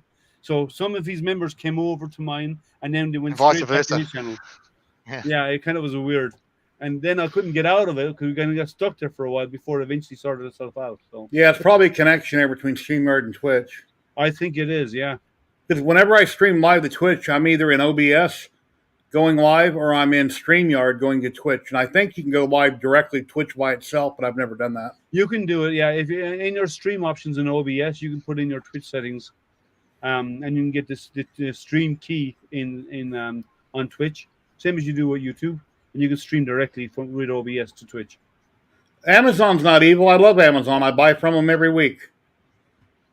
I'm a Prime Amazon member, has which its moments. it kills me and costs me like $125 a year. But if you buy a lot from them, then it's almost like getting free shipping, even though it's not really free. Well, Yeah. for $120 a year, you'd make that on shipping, wouldn't you? If you get enough stuff. Yeah, I order enough, it works out. Yeah. Yeah, and And you also get access to their streaming service as well with their that? their streaming Yeah, service is it's kinda- okay, Most of it's foreign stuff, and it's not. I don't think the streaming service is that great. and it's Not, old. not worth paying for. It's not worth paying for. Yeah. I don't think so. I like using Alexa for music, but if you want the unlimited plan, you got to pay like an extra $20 a month. And it's like, wait a minute, I'm already paying like 125 Yeah. a year now. Why should I have to pay an additional $20 or whatever it is to have unlimited music service? But still pay pretty much anything I want. So I don't use a stereo in the house or the garage. I just have an Alexa play whatever song or album or type. Usually Metallica or something cranked up. Get EBT is half price. Scamazon. Well, I have Prime membership. I'm probably going to stop it though because they're getting more and more expensive. I use their video a little bit, but not an awful lot because the content is nothing to write home about. A lot of the good content that they have, you have to pay extra for. Like you have to rent or buy. It's either my system doing it, but just a minute ago, Kieran blinked. Did everybody see his video blink, or was it just me? It was just you. I had that problem in the garage. Remember, I was trying to stream on your last week with you, and my video and audio was screwing up. But now I'm in the house. Fixated, yeah. Yeah. But it's fine now. It's working. It's looking great now. I'm thinking of dropping my Prime. I might drop my Prime membership when it's up for renewal. I have Disney access, Disney Plus, and I like that because I like all the Star Wars and I got that on Hulu. I got Disney Plus. Yeah, and then I have we have Netflix. Netflix can be good and bad. It has its moments. It has good moments when you get some good content, and then it has its bad moments when they expire stuff out of streaming because their agreement, whatever, ends. But in other countries, it's available. It's just not available in the US. So I'm going to have to drop off and do this work thing that just popped in. Oh, man. Work. It's in the way, work's that 4-letter word. So I'll pop off the stream, but I'll Right. hang around and chat. All right. Yeah, have a great night. Thank you. Not Take a care. problem. I will talk to you as gentlemen later. Yep. Later. Take care, man. So I'm currently watching the series The Lincoln Lawyer on Netflix. Is what I'm currently watching. Oh, that was a movie. Yeah, but then they made a series about it, so I'm watching okay. the series right now. Yeah, I don't have Paramount. Streaming used to be good when it went into extra subs for most of. Yeah. So we ditched Netflix earlier. Oh, Yeah, I But haven't that's ditched 100%. Netflix yet, but we don't have live TV in the house. I pay for Sam's Club too, and I hate it because Sam's Club is quite a ways away from where I live, and it's like, I don't know, 30 or something a month, and I only go there like once a year. But I told my wife, hey, in 4 years I'll be getting more money on Social Security, then we'll go to Sam's Club more, because then I can afford to go there and waste a bunch of money. Well, we use Sam's stuff for as part of our groceries, but like we'd buy it's good for bulk stuff, right? And that's all we Yeah, get. yeah, and they're not close. Like you get 4 big things of ketchup if you need ketchup, right? And well, they are close for me. Sam's I Club used for to- me is 20 minutes, 15, 20 minutes away. Yeah, I like Hulu, Ben. I used to have Sling, and I dropped Sling, and I kept Hulu. And I get Yeah. Netflix. I'm one of those people in the world that gets Netflix through somebody they know. So You're anyway. going to stop that, actually. Yeah, they're they're going to start in other countries, and eventually, if they ever stop it, well, then I'll, do other Yeah. things. But But they're because there's a lot of people who are using other people's accounts, yeah. and they are going to crack down on that now. Mims, Hey, what's how are going on? you? Hey, Mike. How are you, Mike? you want to come in and join us? You're welcome. Here, let me paste in the link there. There's a link if you want to come join us. Well, yeah, the Netflix they've already said they're gonna crack down on that. It's already planned, and it's easy to do, right? They can do it by IP range in your area. They can lock it down, or they can limit they already limit the number of devices. Yeah, they can actually I've experienced that problem. yeah, but they can actually limit you even further now. So locking it down to your specific is easy. They can do it by the router IP, the router more. of your if they want to of your modem. Later. They need to crack down on crappy content first. Well, yeah, they're doing this because they're losing money, and they're because their money the amount of money they're making has decreased, and part of that is because during COVID, people subscribed to have something to watch, right? And good to have stuff, and now that they're all no longer working from home, they don't use it anymore, so they're getting rid of it, and their content is a little dated. I will admit their content is dated. They have a lot of old stuff, and they shuffle stuff around all the time, and or what they do is during the year, Christmassy movies are available. Coming up to Christmas, they charge you for them. Right? They're only available on DVD. They don't offer them on the streaming service. They do stuff like this, and that's annoying. Yeah, their subs are dropping. They're dropping fast. Yeah, I agree. And the price is constantly going up. It's a bit like Amazon, right? Their price is constantly going up. They're losing people as well. But saying that, Amazon is a company who's constantly hiring, so they're not losing that much, right? Because they're making their money out of everything else. Actually, somebody reached out to me today. I haven't responded to them yet. Just today, about open jobs at Amazon. I get job postings all the time. People send me like on LinkedIn and all this kind of stuff. I get stuff like that all the time. But I pick and choose what, and if at all, I'm going to respond to any, because there's a lot of companies have bad reputations, and Amazon's one of them. Amazon's got a process called PIP, where the managers have to put a percentage of their staff on PIP, which is kind of like needs improvement. They need to put their staff on that, so a percentage of them every year, and if they don't, the manager gets chastised for not doing it. That's a horrible way to operate. That's why I wouldn't work on Amazon, but they are required to do it. Yeah, a lot of project manager positions, a lot of product manager positions. They're always looking for engineers, like software engineers and stuff. Yeah, your Twitch has never came back up. That's just buffering. No, it's done. Yeah, it's done. Just doing another refresh to see if it comes back on. Yeah, I just done another one, still spinning, nothing, no screen, nothing. So something went down. What's happening with StreamYard? Let me have a look at StreamYard and see what that says. It doesn't give any warnings. It says I'm live. Oh, my shortest video ever I posted yesterday was under 2 minutes. The fastest video I've ever done. Cool. I've done a little bit. I've done some shorter, but yeah. So Ben, are you going to think of working as a project manager for Amazon or anyone else?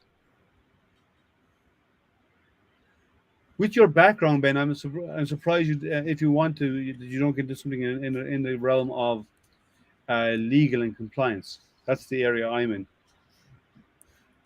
It's all Chris Prill's fault, probably. Yeah, let's blame Chris about why Twitch is down. Is MakerDeck still up and running? Because they use StreamYard as well. I don't know. No, can't do it. Okay. Let me see if MakerDeck is up. Here, let's share a screen. I'll run my quick video I put out yesterday. Sure, do. And as far as for audio, I'll turn my microphone so maybe you can hear it. So there's a link, guys, if anybody wants to come in and join us. Hit it, Jerry. And it did say Indian girl, and then my son's wife said, "Well, maybe you should say Native American so you don't offend people." So I changed the title. But Oh, okay. can you hear that? Yes. I'm using one of my old intros. What's going on, everybody? Jerry with Yes, it's too dark. Got a really cool image I want to burn on my X-Tool D1 today. Went down to Lowe's. I buy this pine all the time. It's like 7 1/4 inches wide. I get an 8 or 10 foot lengths. Cut it down on my chop saw. And then I take some clamps and I glue them all together. And whenever I glue anything, I always use Tight Bond Premium Wood Glue. Clamp it nice and tight. If there's any high spots on it that I didn't get with my clamps, I run a sander over both sides of it. Belt sander or palm sander. I agree. And I got a really cool picture here of an Indian girl that I've done to burn on another video on a piece of wood. This time I'm going to max out the Y on the X tool, and I'm going to do a burn. It's going to be at 2,500 millimeters a minute at 50% power. So please check this out, and I hope you enjoy it. Well, Ben, I agree with you, both of you, but it's with this woke community that's out there now, and here we go. I don't like it. D1 done an amazing job. This was 2,500 millimeters a minute, 50% power. Came out amazingly well. That looks really good, actually. The shading is fantastic, Jerry. Jerry 3DHP, if you want to check it out over there. I streamed it for a few hours, but yeah, it came out amazing. I'll go ahead and I'll trim off the top a little bit, but yeah, D1 rocks, amazing job. This one I'm probably just going to put a clear coat over it. I don't think I'm going to burn it, but I may burn some images around it. I'll wait and see what I do with it. But yeah, awesome job. Love this red laser. Please like, subscribe, and share. I really appreciate it, everybody, and a happy laser grid. Until next time. It looks good. Oh, Ben's asked you a question. Does the person have a funny accent? Did one person have a funny accent? Ben, he said, does the have a funny accent? No. Yeah. I was going to tell well, she didn't have feathers in her hair. I could say she's from India, and then she is an Indian because she's from India, but she's got feathers. When I bought the file, it was called an engine file. Now, the word engine, remember old movies back in the day, INJIN, engine? I wasn't going to call it an engine girl, so but that's what the file was actually called. Yeah. But anyway, it came out real good.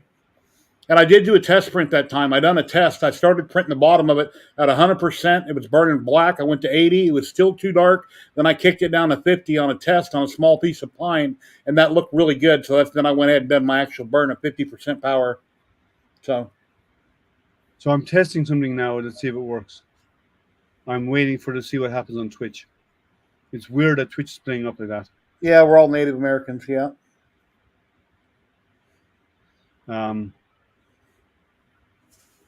Yeah, that's really annoying. Lurking for a bit. Okay, all curmudgeon.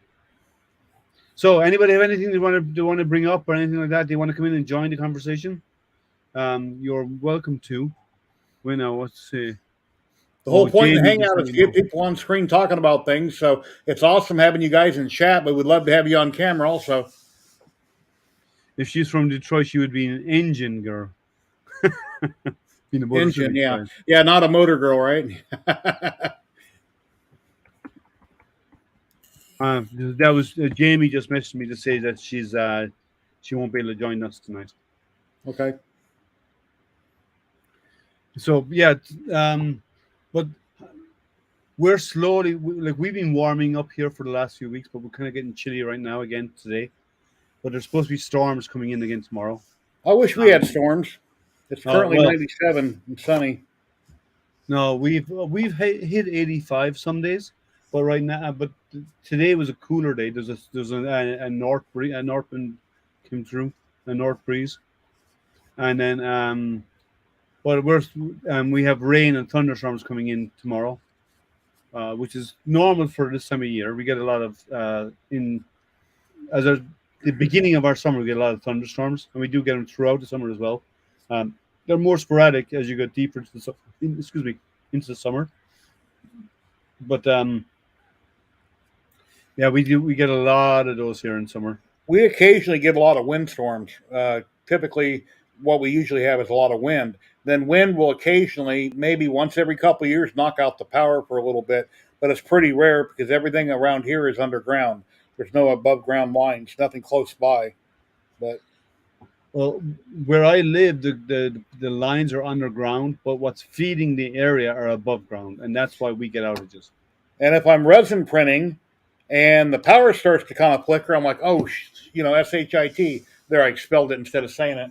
I put a UPS in there on my resin printer because I don't want to have that problem, where my power blinks out and my resin printer stops.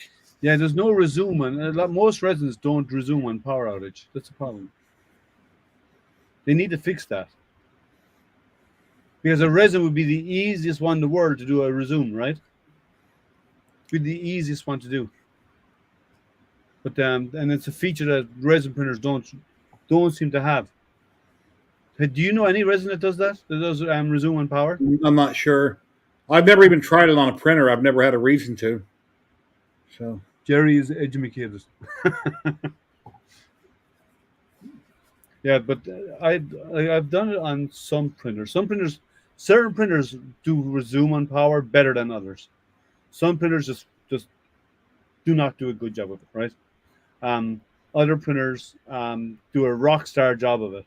And then there's the ones in between that kind of are sporadic. They kind of do and don't work. I've thought about before getting on a VPN. And one good reason for a VPN would be Netflix. I can watch it from anywhere in the world. But I don't know how much I would have. I won't be on tomorrow, Sergio. I don't know what's the least amount of money I could pay for a VPN that really works really well, and I could stream perfectly fine and not have any lag. So no, you'll always have lag on a VPN. The reason why is because you're going through more hops along the way to get to your destination, and that adds a few things. First of all, the hops add latency that slows down your traffic going from point A to point B. And the greater the distance you cover, the more hops you need to get there. Because, like, if you're talking to somebody in Vegas, you're probably going through 1 or 2 hops, right? If you're talking to somebody in California, you're probably going through about 6 or 8 hops. If you're talking to somebody in Florida or in Michigan or whatever, like this, but you're speaking directly to them, and the service is there, you're probably hitting 20 hops before. Okay. To get well, there. Barnacles, for instance, would 100% definitely be on some sort of VPN, but he streams fine. Why is he on some sort of VPN?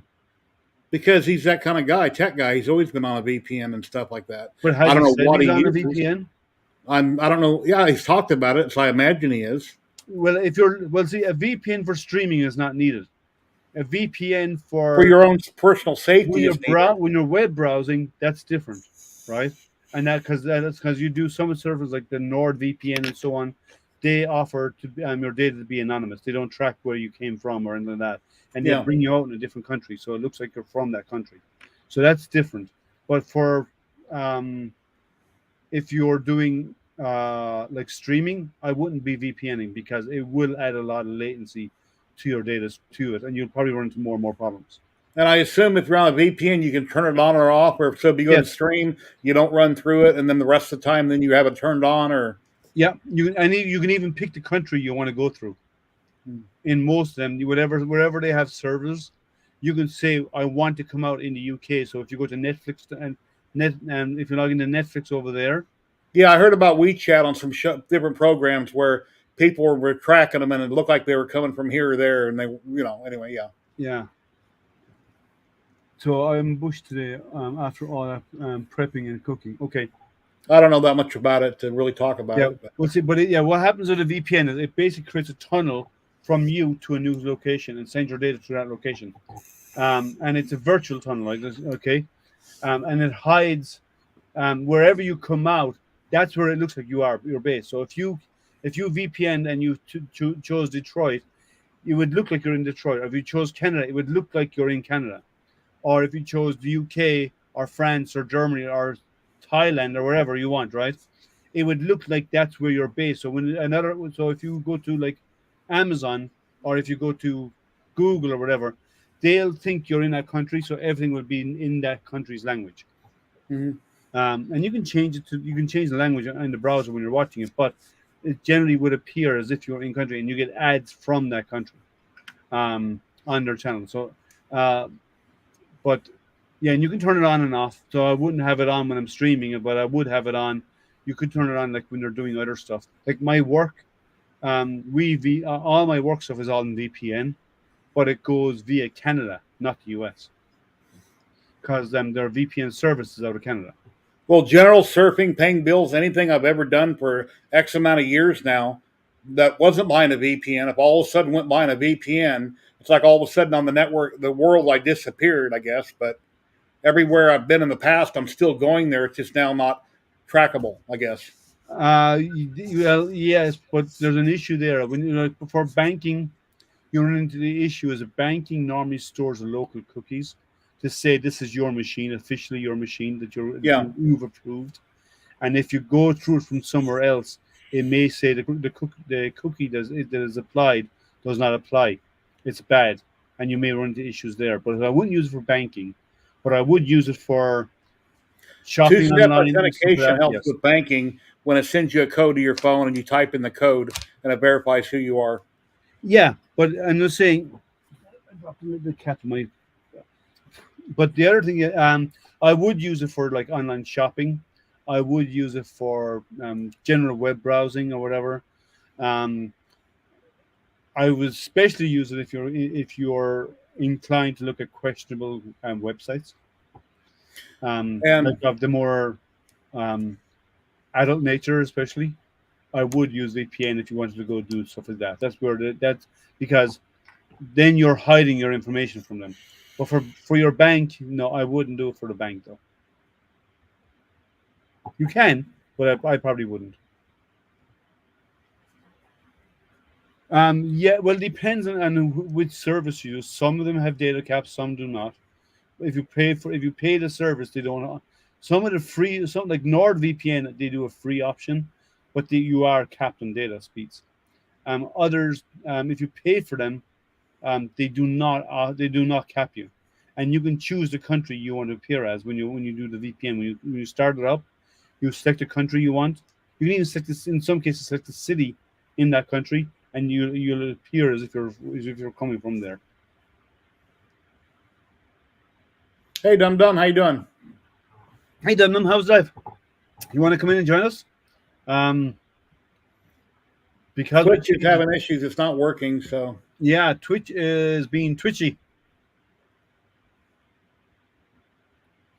and I don't know why. And even though it's going through the process of it's prepping us to stream an ad and all this kind of stuff, there's no video feed. So it's really weird. I think StreamYard are having a problem with it. something. I'm just hoping when I shut it down that it kills the stream. If not, I can do it manually anyway from within Twitch. So the link is there if you want to come in and join us. That's open to everybody. If you're interested. As I said, this is my first Tuesday hangout. We'll see how it goes. Tuesday! Yeah, I moved from last week. I announced I'm moving to the hangouts to Tuesdays instead of Wednesdays. And I'm going to stick with Tuesdays for a few weeks to see how it goes. There was conflicts on a Wednesday and it didn't work. It wasn't doing good for the channel. The numbers were dropping and all this because the moment people were joining in because they were over on other streams, and that was and that's fine. But I'd rather the guys who normally would hang out when we come back to hang out with me when I'm on here, because we have a good hangout, we have good conversation. All you need to do is say that one of these days, I'm not going to tell you guys what week it's going to happen on, but I'm going to give away 5 rolls of film to one lucky person, in the USA. Just don't tell anybody, and then wait like 6 or 8 months to do it. That enters the realm of unethical. It'll be a surprise when it happens, so you need to surprise me when it happens too. And it will happen. I can't say what week or what month or what year, but it will happen. Hey, Ben Brady. How you doing? We don't hear you. We see you. Hey guys.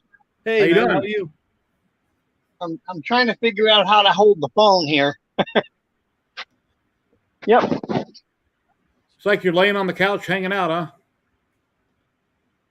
I think he's laying on the bed.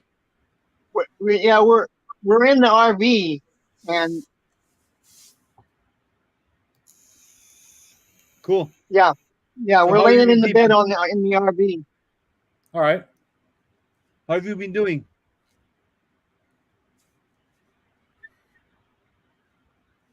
He's doing RV bed stuff. We've just been busy moving, and it's a pain in the butt. How I've far done are you it moving? internationally. How far from point A to point B do you have to move? It's about 20 miles. Okay. No, well, I've moved thousands of miles a few times. I first went from Ireland to Germany, then Germany to Singapore, and then Singapore to the US. I think your video is frozen, Ben. He's on his cell phone. You still hear us, Ben? Yes, I can still hear you. Hang on. Okay. That's good. That's okay. You can just be a Yeah. voice. I just had to close off a bunch of stuff. Okay. So when you went off, it paused the video. Okay. Yeah. Yeah, so moving is a pain. I know. I've done it Yeah. internationally, not only within the country, but I've done it internationally as well. And I've Well, even moved, even when I was in country, I've moved more than once in various countries. So Well, thank God for Christy, because she's the one that's been doing most of the work. yeah, How do you get on your computer to get on the internet, or you do everything through your cell phone only? I tether with the phone from my laptop. Okay. If I'm helping somebody with firmware or something like that, then I tether to the laptop. And, Yeah, we've done and that. help We've them. done that a few times, and I've been PM'd you a million times in the past. Yep. And that's how I do it most of the time. Okay. The RV where we're staying in belongs to a friend of mine, and they do have a good Wi-Fi signal out here, but I don't know the Wi-Fi password. Okay. I have a question for you. He has a bird, I Yeah. think, whistling. Yes, we have a parrot. Okay. Cool. So I have a question for you, Ben, about firmware. Yeah. Is there anything you can think of in firmware that would on the belt printer? I had the belt printer. Hey, John. On the belt printer, if I go to the menu and do extrude, it extrudes fine. But when I slice a file and try and print it, it doesn't extrude at all. Well, that's kind of bizarre. That's why I'm asking: is there anything you can think of? Because I went through the firmware, I went through the config and the advanced as well, and I couldn't find anything in there. And I changed the advanced, and I made Whose firmware? Sorry, Who did the firmware? Who created the firmware? I did. Vanilla I've done Marlin. firmware before, and I've never had this happen. He's modifying an Ender 3 profile. He got Vanilla Marlin up the GitHub. So it's an Yeah, Ender 3 okay. Pro, and basically what I did was I got the Pro, and I used the template, the Ender 3 Pro template that the Marlin provides, right? Yeah. And I Yeah. used that, and I went through that, and I modified it for a belt printer. Okay. So there's nothing in there I'd have changed that would affect the extrusion. It was, But right? it extrudes in the menu correctly, right? Yeah, but when you slice the job, it won't extrude. Didn't you have to crank Okay. it up to like 400? You had the guy on another day, and you had to crank it up to like I 400. tried that, and it didn't work either when I sliced it. What kind of extruder are you using? The standard Ender 3 Pro. Okay. And if you created a G code file with the extrude command, if you just do something like G1 and F200. tell it to do 200 and at like F250, does it extrude? Well, I haven't done a standalone G code file yet because this only happened on a live stream last week, right? And I stopped, and I haven't gone back to it yet. But I read the G code of the file I sliced, And the G1 commands are in there for the extrusions. They're all, the feed rates are good. Everything looks okay, but it just won't do it. Is that a standard Ender screen? Yep. He got one from Micro Center recently that were marked down, and then he got it and made a belt printer like the one that I have right there. And it printed fine as an Ender 3. What processor is on that board, or what board is it? That's the 427. Is it 427 or 422? It's the 32-bit board. Okay, so if it came with the printer, it's a 422.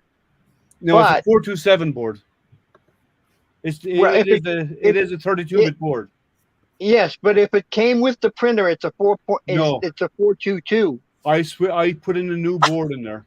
Okay, you put in a new board. Yeah, okay. But it's a Corality original for that machine. Yeah. So, but the problem is, there's been like 3 different processors put on that board now. The processor is right because everything but extrusion works. Everything but extrusion. It's the STM32 processor. It's correct. I made sure it's the right processor. Yeah. I actually looked at the processor. As long as it's the STM processor, you're fine. But if it's the GD processor, you could run into problems. No, it's the STM32 processor for sure. Okay. And no more. I already gave you. Well, I wish I had my printer set up so I could test the firmware, because it would be interesting. One thing you must remember, it's been configured as a belt printer. Yeah, that's all right. That's not a problem. It doesn't have anything to do with extrusion.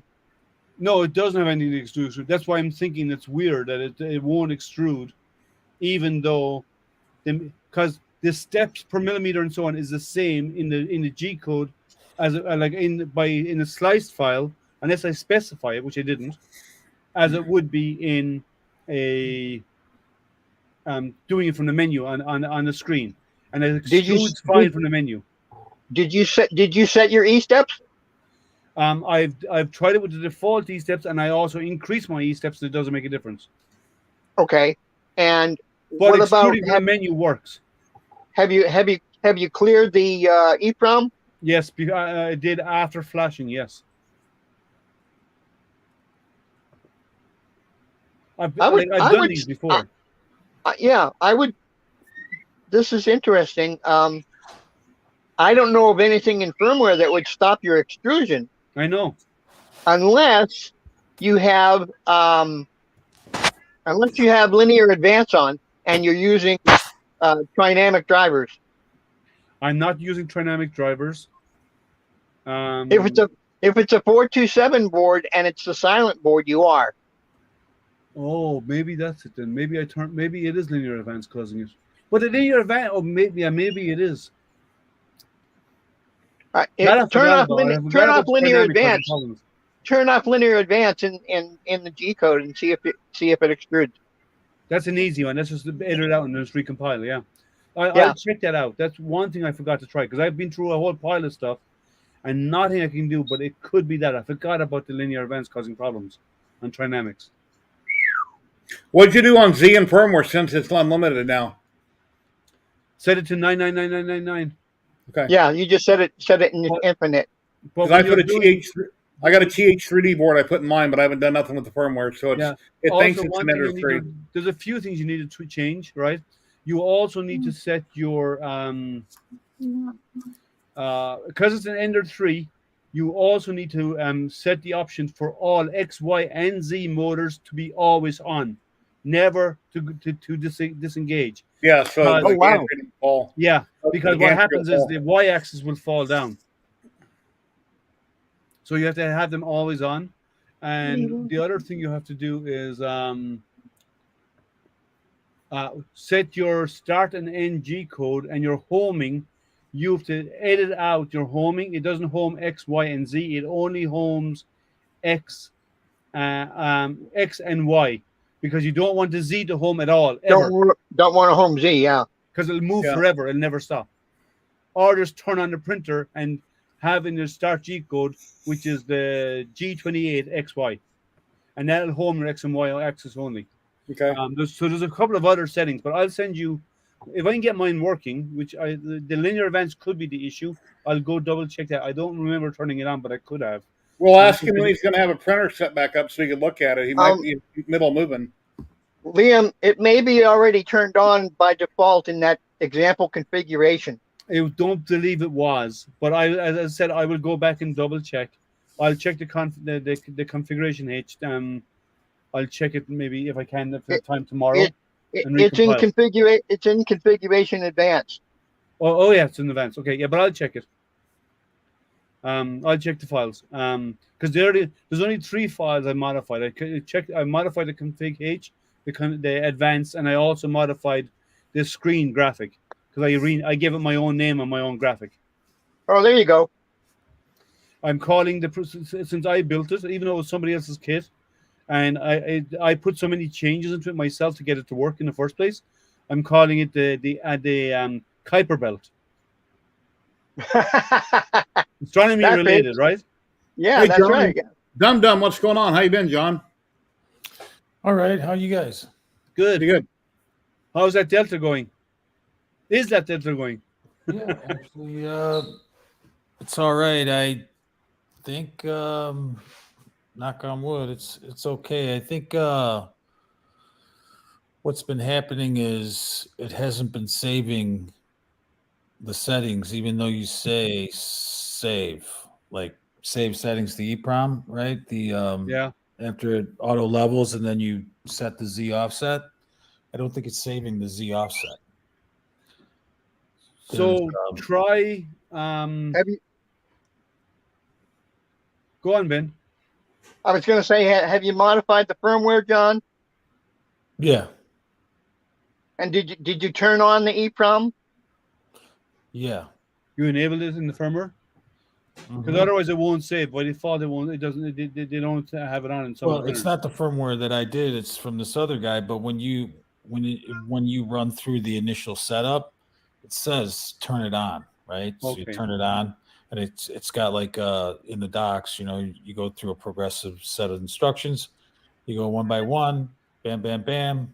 You hit save to EEPROM, and that should, after you set it, and then you go through a few tuning things. You do that, and then you should be all good. But I don't know. It just seems like it's not saving it. I would do an M502 and then an M500 to clear everything out and start over with the EEPROM. What do you want?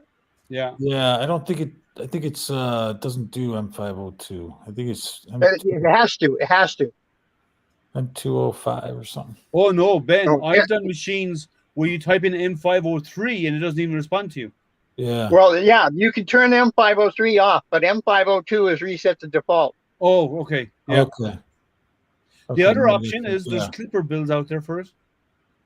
Huh? There are Clipper builds out there for that machine. Yeah, and I was thinking about it because it's really close. I mean, I can print things. I can print everywhere except for the one little spot on the right side. And even then, if I put some glue down, don't go all the way to the edge, I can print most of the bed. And I was thinking, they have these sheets you can buy. They're cheap. They're like $10 PEI, and you just stick it on like a piece of glass, like an underbed or something. I could get that and just try that. If it don't work, just take it off. You can get magnetic, round magnetic plates. Yeah. I don't need What kind of printer is I'm it, just John? saying the actual PEI, they sell it on Amazon. And it's Q5 Delta. It's just a PEI sheet. You just stick it right on there, right on the glass. Is it the Q5 or the QQ you have? The QQS Pro. Yeah, the QQS is what he has. Oh, it's a Delta. Okay. Yeah. So right before the Speed Racer. Do you have a Pi available? Yeah. Well, one option is to add a magnetic steel bed. They're not expensive, right? They're small beds. You can get ones to fit it. The other option, if you really want to stay with the glass bed and try something different, you could always try if you have a Pi available, try Clipper. If you just pay for shipping, Ben can mail you a whole bunch of pies if you cover shipping. Who? Yeah. Yeah, I have 4 or 5 of them. I don't use them. Money right now. I meant Ben. I meant cow pies. Oh. Well, thanks a lot, Jerry. Yeah. Actually, I do have the one pie that I have available some reason the Wi-Fi, does it happen?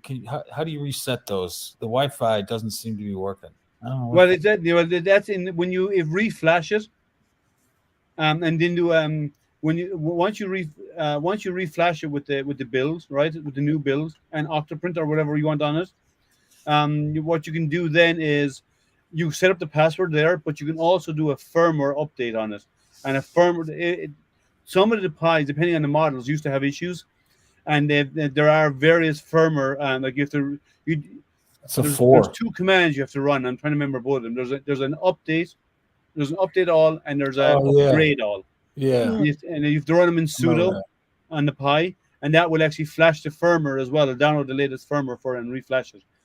Because when you do Octoprint, you're not putting on an OS. You're just putting on Octoprint. Yeah, but I reflashed it with Octoprint. I tried because the Wi-Fi wasn't working. I had it working on a different machine, and as Octoprint, it depends. The Wi-Fi. It depends on where you get the image, John. Some images, it's a whole operating system with Octoprint, and other times it's just Octoprint. When I update my router system where you just go on their site, it's real easy. You just click, bam on the card, boom, you're done, man. Huh. Yeah, well, you can also do it from the Pi site. Yeah, you can use their installer, and in their installer, you can select the Wi-Fi. You can specify your username and password. When I got a new modem, I had to run Notepad++ and go in and edit the file, change the SSID and the password on the Pi, save it, and then you don't have to do that anymore. You guys haven't done Octoprint yet. You go to the Raspberry Pi site. Yeah. You click on there. You click on to do the Raspberry Pi. It brings you right through. You put in your password, and you put in, your Wi-Fi. You put in all that, and you could change the country, all that stuff. Okay. Right there, right then. You flash it onto the card and you stick it in. It's easier than ever now. When I set up 5 of these in the past, like years ago, they kept telling me that I'd have to update to some other version of something that was going to expire. So that's probably what's happened. These are all running the older Octoprint from 5-6 years ago, and they work fine. And I have to edit through Notepad++. But it was telling me every time I run Octoprint that I had such and such won't update, and I have to go do this and that. So maybe I just need to update all of them with the newest whatever. But remember one thing: what you're flashing when you're doing the installer from Pi or whatever you're doing, right? That's doing the software. That is not doing the firmware. There is a different command, and I think it's update, not upgrade. And if I'll have to look it up. I can't remember what it is off the top of my head. But when you run that upgrades the firmware. It downloads and reflashes a new firmware on as part of it as well, not just not just the apps. That's correct. You mess with the firmware. I think it's Python or something. That's probably why your Wi-Fi's having I think the command is something about Python or something. I can't remember. It's in Python has been changed to a new version of Python now. That's probably what it was. That was one of the errors. See, like I said, like Ben, I'm very forgetful, and you'll tell me something 6 months ago, and I can't remember what in the hell it was. And if I wrote it down, I don't know where I put it at. So. Okay, now it's firmware. It's not like when you first get your Pi, right? And if you don't want to use it as a image from Octoprint or whatever, you just want to use it as like a computer, and you put an OS on there. That's different. There's 2 commands you have to run, right? I'm putting them in the chat. Let me clear that up. So it's different than when you put an OS on there, you're saying, or is that the firmware you're talking about? Is there a separate firmware on a Pi? Yes, there's a separate firmware system. Yeah. And so even if I don't put an operating system or Octoprint on there, I can SSH. No, I can't SSH. No, you need an OS to be able to do the firmware update. But I just pasted in the commands. So that's there's the sudo apt update, and then the sudo apt full upgrade. The full upgrade does your firmware. The update updates the software. Okay. Hey Ben, remember Joe Mike Terrell, JMT? Yeah. A long time ago, he done a bunch of videos on setting up Octoprint. He has since deleted them, but that's the guy I originally referred to every time I set up another Pi. And I've got like 6 of them. Joe Mike did a lot of great videos, but he's kind of disappeared now. Yeah, he was the last around. couple months. It's all changed. Everything's changed in the last like 2 or 3 months. It's Yeah, so I much probably need to easier now. redo all my pies. Yeah. Yeah. Oh yeah. Well, they have gone with There are the 3 new- Pi 3Bs, and I got that Pi 0 from It Tim. takes you all of 3 minutes to do it. Yeah, Now. but they've changed how it's done. They made it easier, and the installer has made it much easier. And then you also have but always update the firmware because they've added functionality to Pis. Like you can now boot a Pi off a hard drive. Do you know that you don't have to boot off SD anymore? You can actually boot off or even an NVMe card. You can boot off an NVMe on the newer Pi. So just go to the Octoprint website, and I'll just read up on what's going on currently, and then I'll read. You need their installer. Huh? Yeah, you need their installer, Jerry. Yeah. Okay. Yeah, Just and go you just download the that's the installer, price, and then in the menu you choose you the width that includes Octoprint, right? And then you go through the settings. You go through the settings. You can set your Wi-Fi username, password, whatever you want to log into your Pi. It builds it all, so there's no more file editing. You need Belina though. Hey Gene, how you been, buddy? How's it going? Hey, Gene, how are you?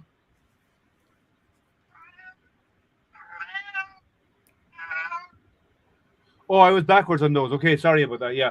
Okay, so the update is the firmware, and the upgrade installs the new software. Okay. So yeah, but you should run on a new install. You should run both of those commands. And that's what I thought. I thought you weren't actually supposed to do that when you. No, you should. You should always do it because the software doesn't have firmware updates on there. Don't do any of that. Just put on Octoprint. No, the software does not have firmware updates. Okay. So the OS, which is it does not have the firmware changes, and you should do it. Like I've run, especially for my astronomy setup, about 3 times a year I check, and like firmware, even the firmware can change. Some of the older Pis, like the Pi 3s and some of the Pi 4s, were overheating a lot, and they made changes in firmware to fix that. Yeah, but I just find it hard to believe, Liam, that with Octoprint, when you're flashing that, the whole idea of that software is so you can Wi-Fi into your machine. Yes. It wouldn't be working for you. But if your firmware is out of date, or if your firmware is really old, and the software and the application, the OS, had problems with it, so that's a Pi 4. Doesn't matter. Yeah, that doesn't matter. The firmware is completely separate from Octoprint. Okay. Say that again, Ben. I get it. I understand what you're saying. The firmware is completely separate from Octoprint. Octoprint has nothing to do with the Raspberry Pi firmware. And it's separate. And it's separate from the OS. You're probably right. That's right. You guys are probably right. I'm not saying you're wrong. I'm not arguing with them. I'm just saying I find it hard to believe. They're assuming that the machine that they are assuming when the software install is assuming that everything's up to date on the Pi, like the firmware. But they're not. If you go in and check, there's often will find there may be no software updates, but there are firmware updates. And then why would my other Pis work? They're older. Julius, turn around. Say that again. Turn around. Why would my other Pis work? They're older.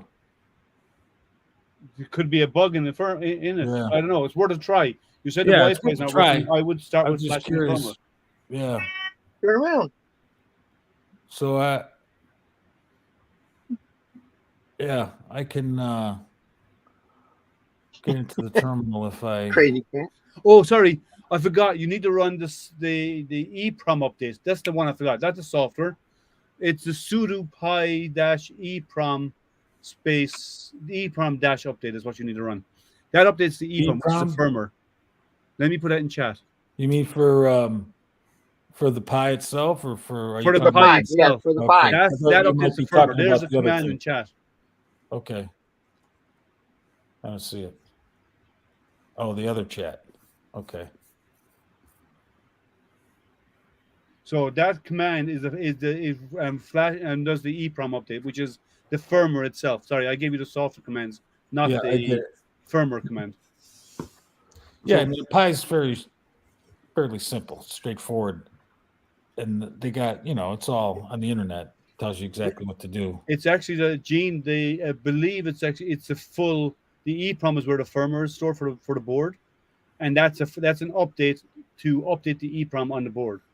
which is the latest firmware now, and that adds functionality that could fix bugs in Wi-Fi and all this kind of stuff, and even temperature changes. If I've seen firmware changes on on version 4 to Pi 4 that because they were having terrible heating issues, and they released an updated firmware to fix that. Hey, Liam, the 2 rockets on your left side, the one you just completed, shouldn't it be much taller than the one next to it? Correct. If it's just, these are not to scale. If it was to scale, this is the Super Heavy, or the Starship and Super Heavy, and this one over here is a Falcon 9. If the were to scale, the Falcon 9 would only be this tall. Would only be as tall as this. Because I've got the Falcon 9, which is like 3 foot tall. So if I print the Super Heavy next to it, it'd be about 5.5 feet tall. Wow. Okay. To scale. But this is the size of the model. But then if I scale it up and increase it in the slicer, it's going to make the body will be way too big. So it does. No, it scales everything. No, you need to scale everything equally. I can drag the Z up. I wouldn't. Yes. I would scale it Jerry, all. Jerry, you could scale the Z if you wanted to. Yeah, but it wouldn't be the scale of with the Falcon 9. Then I would. It might stretch things a little bit. Yeah. Well, scaling up is okay because the tolerances allows for scaling up. It just gives more tolerance. Scaling down is a problem. You can't scale down because the tolerances for the way stuff goes together, it becomes an issue because they get too tight. Right. That's right. How tall is your tallest machine, Jerry?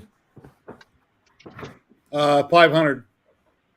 Wow. But it's in sections. You print it in sections and put it together. Yeah, So you can print it on the printer. Yeah. My Hypercube that Ben helped me do the firmware on it years ago. Whenever I built that 2 or 3 years ago, I've got Gates belts coming in the mail. Yeah, Gates belts coming in the mail in the next couple of days. I'll be putting on it. Yeah. And then I wanted to put Clipper on it. I haven't done it, but I want to. Did you check if there's a build already out there? There probably already is. I haven't looked. Have you done Clipper yet, Jerry? No, I know zero about Clipper. I know quite a Marlin compared to Clipper. I know like 30% of Marlin, 40%.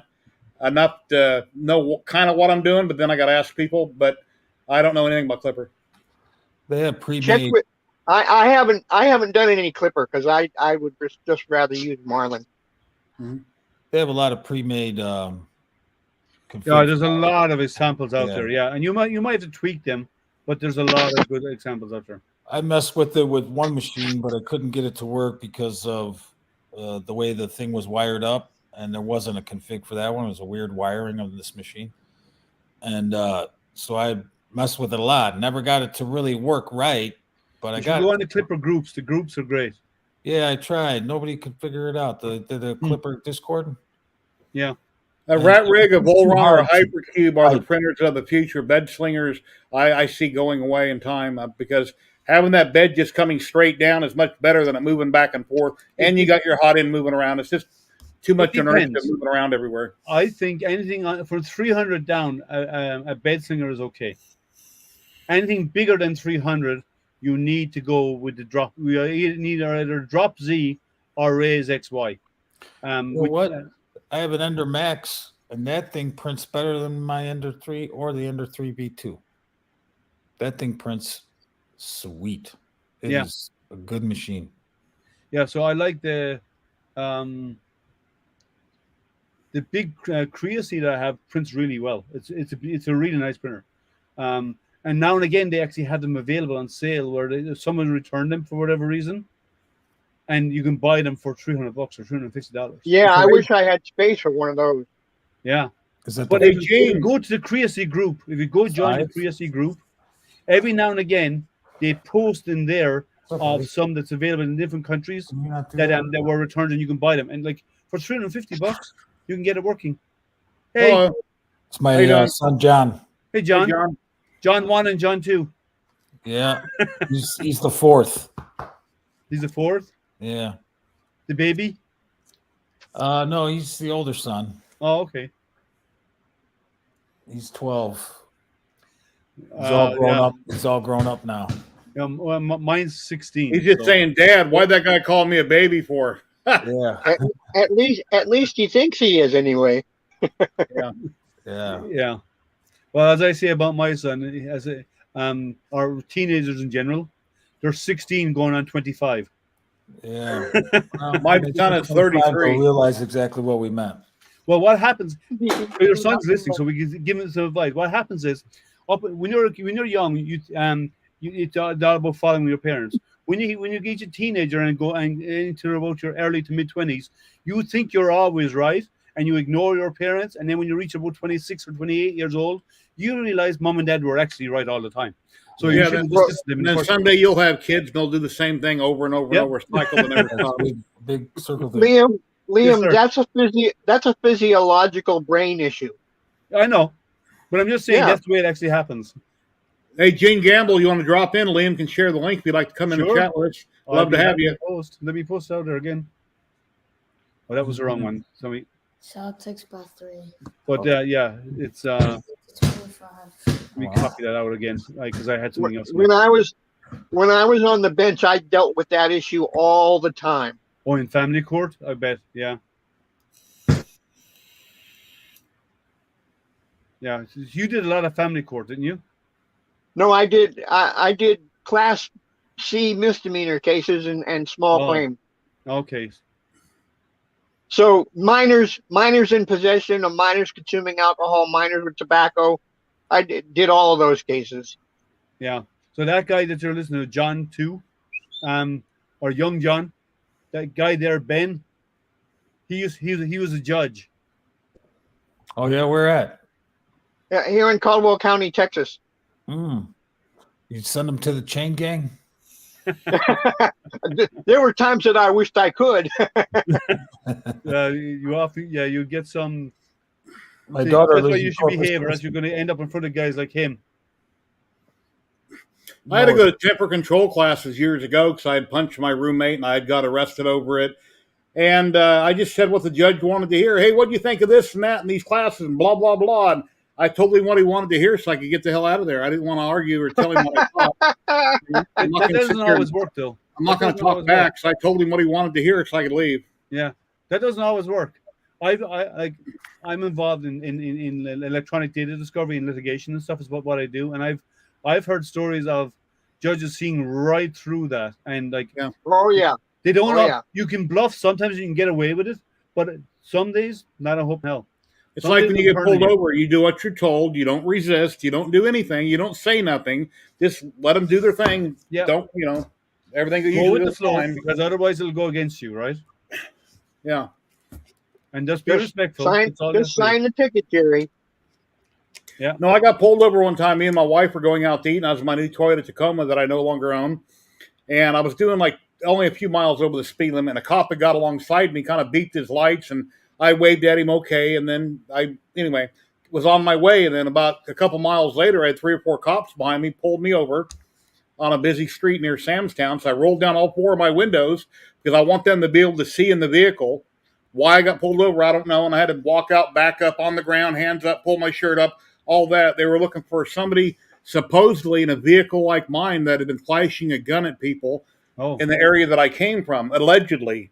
And then once they realized they were wrong, they apologized, and I was on my way. But when I got out of the vehicle, I dropped my cell phone on the ground, so it was in my lap when I got out. And my wife later that was with me said, well, why didn't you pick it up?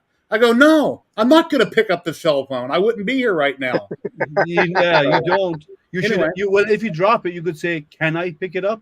And then they'll say yes or no. Right? No, I was still on the walk backwards part at that time, and I didn't do anything wrong, and I knew I hadn't done nothing wrong. So it was weapons drawn stuff. Okay. Yeah. They only make you walk backwards when they have a weapon. I'm going to get going. I'm going to go watch that basketball game. Awesome. Have a great night. Thank you. Take care. Take care, man. Yeah, Take man. care, John. Bye.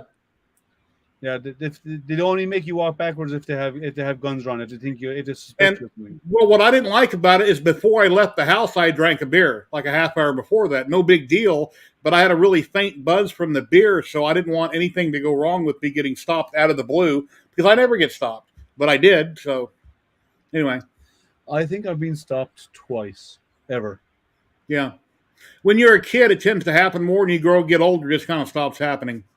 It seems like. Yeah, like even when I was growing up and I was driving, it never happened. What'd you say, Christy? Not for me. It happened when I grew up. It never happened when I was a kid. Christy said not for her.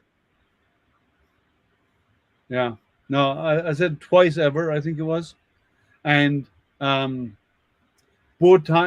times I deserved it. One I didn't know. I didn't know there was a change in the traffic in the traffic direction in that area, and I didn't realize because I had driven there before and they had made changes, but it's been months since I was in the area and I forgot to look, and I just accepted it. Right, the other one, I was caught. That was pulled for speeding, and I generally don't speed. I drive like a grandmother. I'm a really slow driver. I use cruise control everywhere I go. If I'm inside my sub, I use cruise control to drive around. I do that everywhere right. around town. I set cruise control 5 over the limit, no matter whatever the limit is, except for a school zone or residential. Or on the highway, it's 5 over whatever the limit is on cruise. My wife said, "Why do you have it on cruise wherever we go?" I say that way I'm never driving too fast or too slow.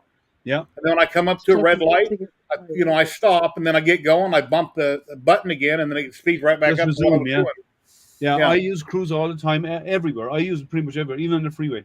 Yeah, I use it everywhere. Yep, we do too. Yeah, and it's not because I'm a lazy driver, because I grew up driving clutch, right? Stick shift. So I'm used to changing gears manually and all this kind of stuff, right? But I just do it for the speed limits. And where I live, there are speed limits. The road into where I live is a 30-mile road to get into the area where I live, like off the main roads. But I use cruise everywhere. But that was the very first time I was ever pulled over, and it was actually both of them were here in the States. I never got pulled over any other country. Went to the court for the first one, and they said I should have got points and everything on my license, and the judge dropped it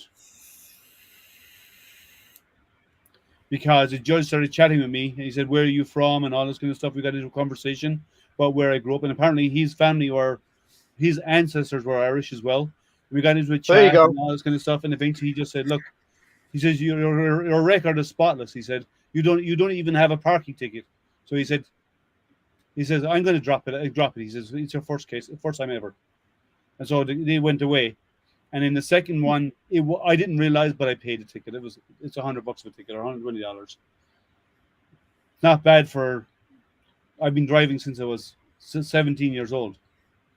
So that's not two tickets ever, and since that amount of time is good going.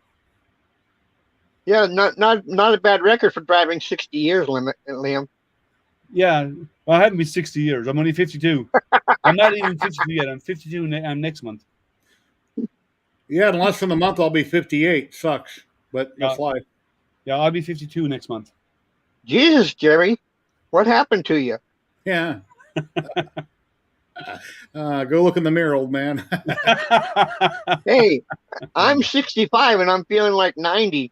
I don't have any crow's feet, and other than my weight makes me look old. So I could lose like 80 pounds, and everything's white. But obviously, everything is white on my face. So, well, I don't have much white. I have a small little few flecks of it. That's about all. My older sister is 69, and she thinks she does. She's never been in the hospital for anything ever yet. She gets around like she's in her 40s.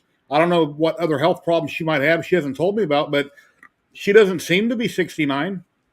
She acts like she's in her 40s. Yeah. So, and I've had a lot of health. Your age, not your shoe size, right? Yeah, I've had a lot of health problems. I mean, I can act like an adult when I need to, and then I can act like a 2-year-old the rest of the time. You know how it is. I don't know. Some people may not, but okay. I have the question then, Jerry. Which version do we see? it depends. Depends how I'm acting on camera. Which version do we see? Yeah, he says it depends. Yeah. My wife has always said you're not lively enough in your videos. You're like this, and you're talking one note and blah blah blah. So I try to be more exciting for my videos. So anyway, I said, well, if I'm explaining something, it's kind of hard to say, well, check this out. And this is it's really hard to do that throughout your video. So. But you do it so well, Jerry. Yeah. I don't know. Look at Chris Perillo. He's 50 and he still does it. Yeah. Yeah. He's not 50 yet, is he? He's 48. Yeah. He needs to be jumping up and down those Legos. Yeah, Chris has not even turned 50 yet. He's a couple of years younger than me. He's more than 2 years younger than me. I think he's 49, is he? Or has he reached 50 already? I thought he had a birthday already. Yeah, but I didn't think it was his 50th. Maybe I'm wrong.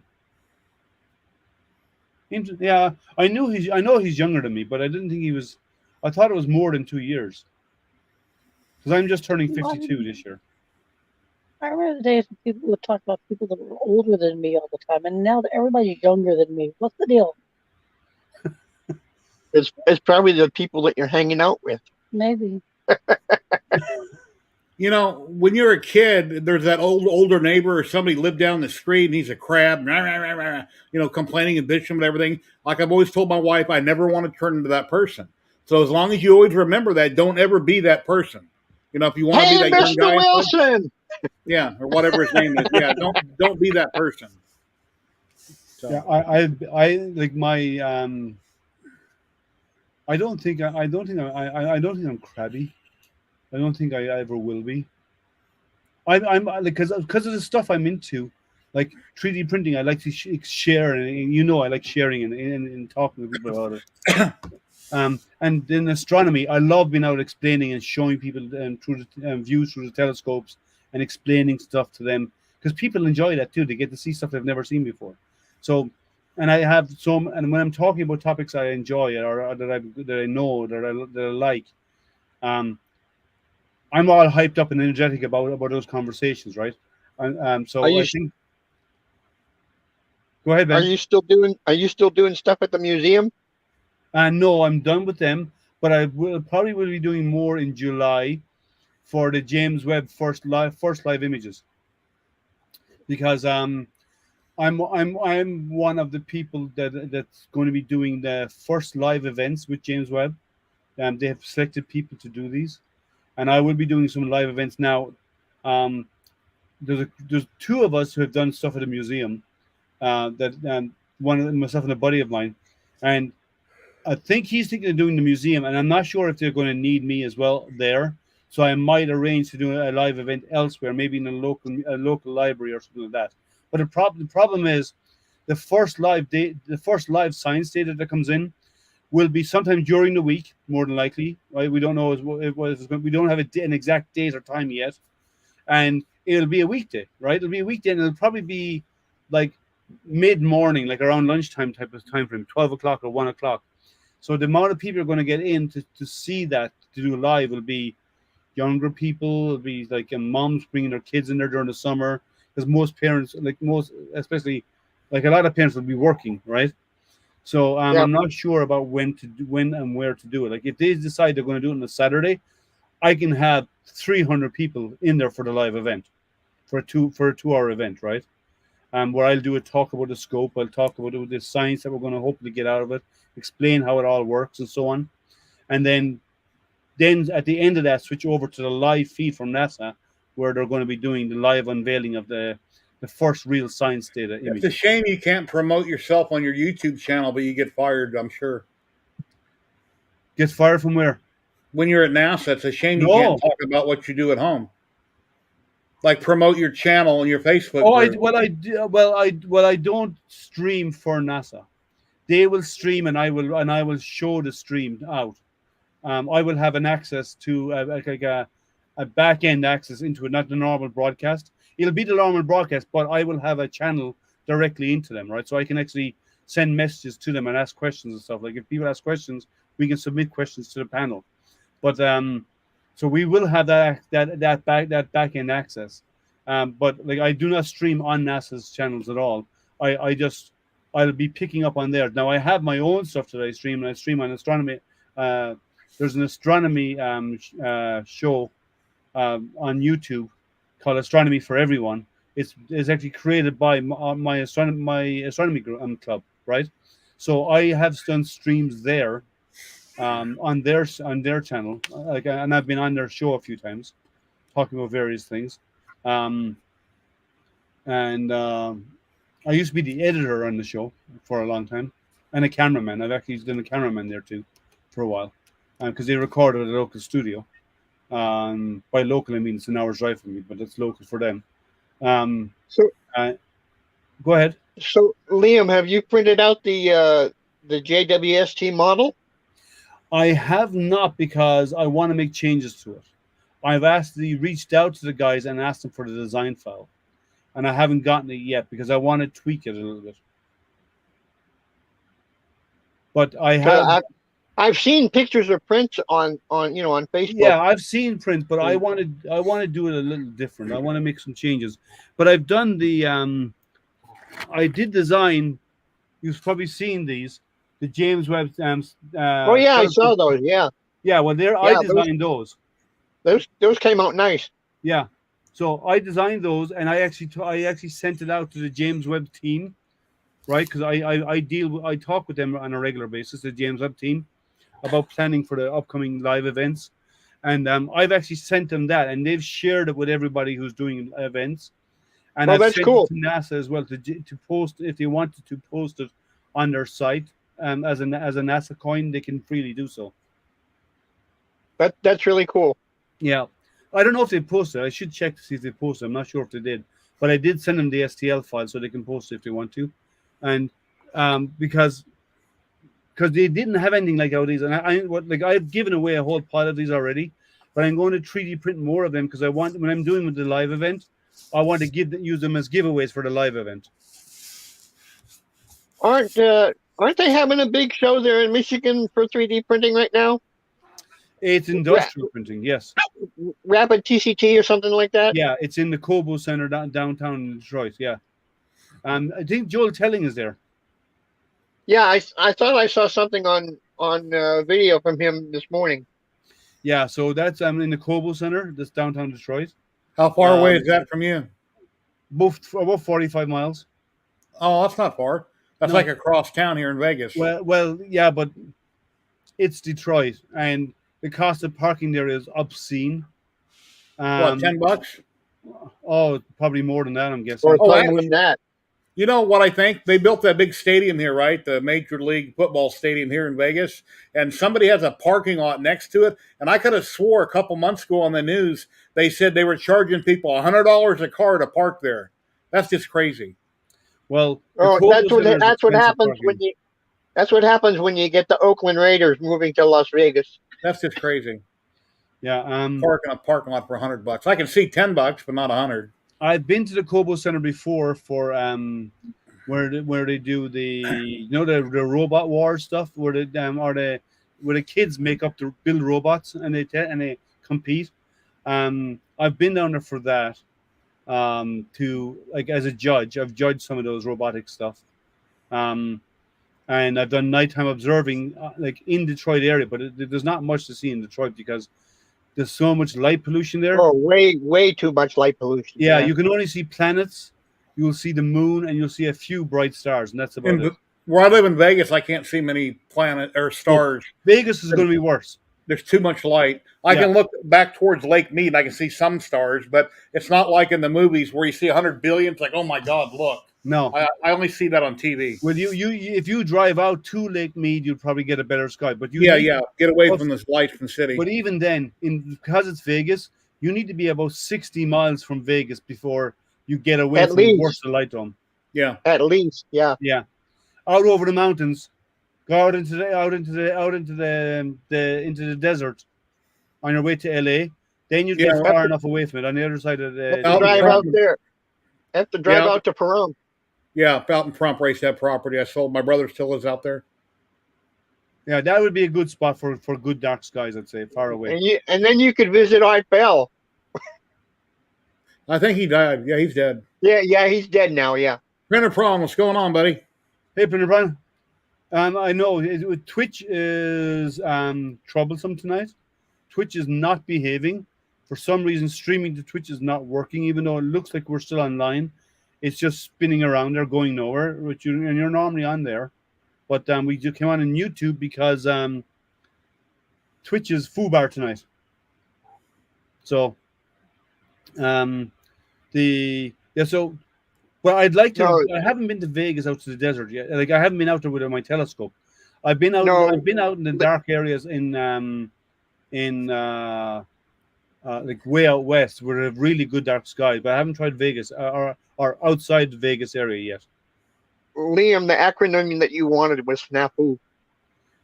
FooBar works too. When they had that blood moon the other day, I went outside. I couldn't see the moon from my house. Normally, I can walk out front and see the moon. I don't know where it was hiding. There's some overcast from clouds. I couldn't see it. For the eclipse. Yeah.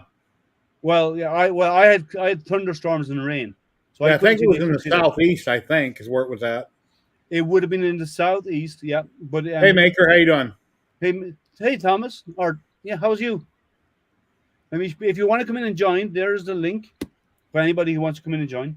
Yeah, but it would have been. I wanted the images. I had everything ready to go, and then the forecast a few days before were saying it could have been clear up to about 2:00 in the morning, which would have been okay.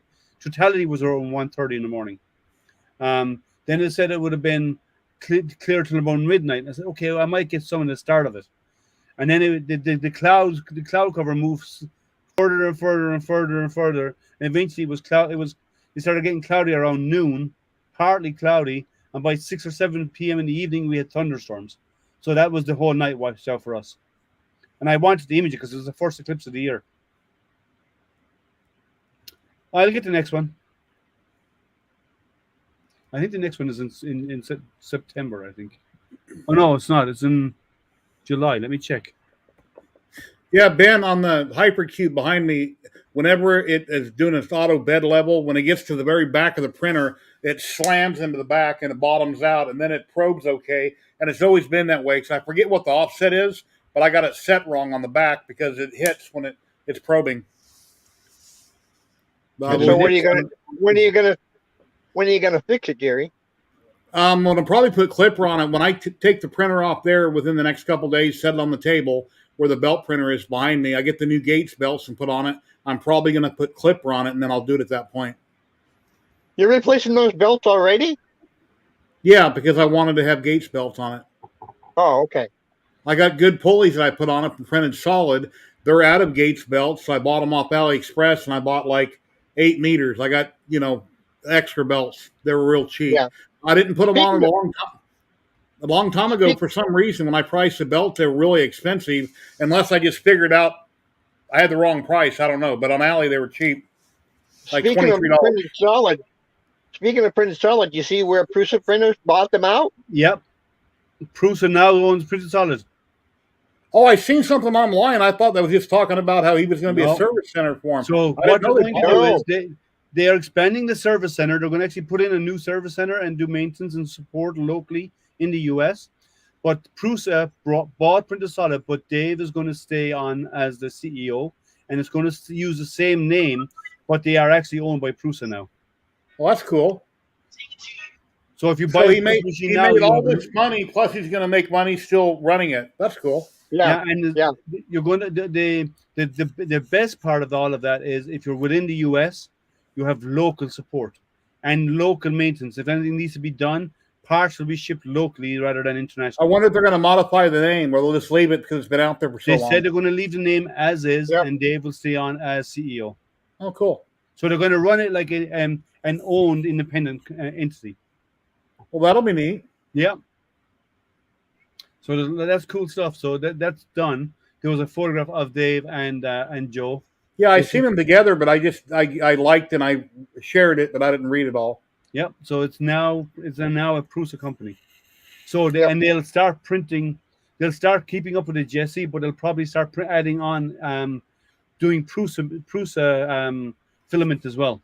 They'll probably start offering both because they'll start making both. Like a dummy, since I bought Simplified 3D years ago, as everybody knows, I've talked about it before. I do have all the slicers, but every time I go to do a print, I always run to S3D because it's right there and I know it inside and out. And I've never taken the time to learn any other slicer to get it tweaked for whatever printer I'm working on. I keep running to S3D, but I don't want to do that. And I think I just need to delete it off my computer. That forces me to use something else. Well, I like Idea Maker. Idea Maker. I really like Idea Maker. Yeah, Idea Maker has great workflow. Yeah, it's not hard to set up, and chances are, when you have Idea Maker, if you go into Idea Maker and you add a printer and you select custom printer, it gives you a list because if anybody has published a profile for that machine, it'll appear in that list, and you can download it from their catalog. So, there's one out there for the Creasy CS50S Pro, the big Creasy. That's my profile I published there. Take care, Sergio. Have a good one. Yeah, I had a I'd guy be the waking other up day at 5 in messaging the me morning. about a 'cause 30 0.8 minutes after. nozzle. He wanted to know what to change other than temperature. I said, I don't know. I've never used a 0.8 nozzle. Make a post in a couple groups and get people's opinions. I really can't say what all you need to change to go to 0.8. You need to do retractions. You need to do, depending on how fast you're printing, right? Because people think a bigger nozzle, I want to print faster, but it's all about how much filament you can melt at any one time, right? So That's right. you want to do a temperature tower to get the right temperature, and you want to do retraction testing to get the optimal retractions. When you change, especially when you go up nozzles to a larger size or down, you should always do it. By default, it's 0.4, but if you ever go up or down, you should always do temp tower and retraction settings to get the optimal settings for that nozzle type. So, Jerry, what nozzle do you usually size? 0.4 brass on everything. I've always used 0.4 brass. Oh, wow. No wonder it takes forever for you to print stuff. Yeah, but I don't print much anymore, as you know, because look, I got hundreds of prints. I got stuff in boxes in the other room. I got stuff on the floor. It's just piled up everywhere. All these years doing this, 4, 5, 6 years, whatever, however long it's been now. Go to a maker fair and sell them. So it's starting to get warm. I really can't sell anything, and I don't have much of it put on Etsy. I need to list more on Etsy. No, but a maker fair. If there's maker fairs in the area, they're often indoors somewhere. Yeah, possibly at some point. I don't know. Yeah, maybe you should go to Murph, Gary. That's a long drive for Jerry. Yeah, it's be like a 27, 28-hour drive. I'm going to be at Murph. Well, I you could fly. I drove down. Well, I couldn't take stuff with me then. I wanted to go this year, and I was going to save up for it, but it never happened. Yeah, so I'll only be there for the Saturday. So I'll drive down early Saturday morning, like get up at 4 in the morning, drive down. It's about 3.5-hour drive for me. And then be there for the day and then drive back again when they finish at 5 o'clock. Because I'll still be home before it's dark. Well, if you ever go, take your cell phone or something and tape, because you can always make a video out of it. I will. I have my cell phone, and I may even bring my 4K camera. Yeah, I would love to be able to go, but I got just too many medical issues. Yeah, so I am definitely going to be there for this year. Right now, Michigan is actually very, very high on the COVID stand. It's actually the number of cases going up again here. There's a new Omicron variant that's going like gangbusters right now. Yeah, and that's been out there a while though. The Omicron has been out there a while. I no longer. Yeah, Omicron has, but there's a new Omicron variant. It's super, super contagious. I don't wear my mask anymore, but if I was to ever go to an event where I'm crowded around a lot of people around me, then I would. I wear my mask every time I go out. Doesn't matter anyway, Jerry. Masks don't work. They do. A K95 mask still does work. Yeah, but you don't see people wearing those. You see them wearing those cloth diapers. No, the cloth ones help, but they don't but the KN masks are better. When I sneezed earlier, like I said, if I was eating chips when I muted my camera, my hand was wet. When I sneeze, my hand's wet because I sneeze like a horse.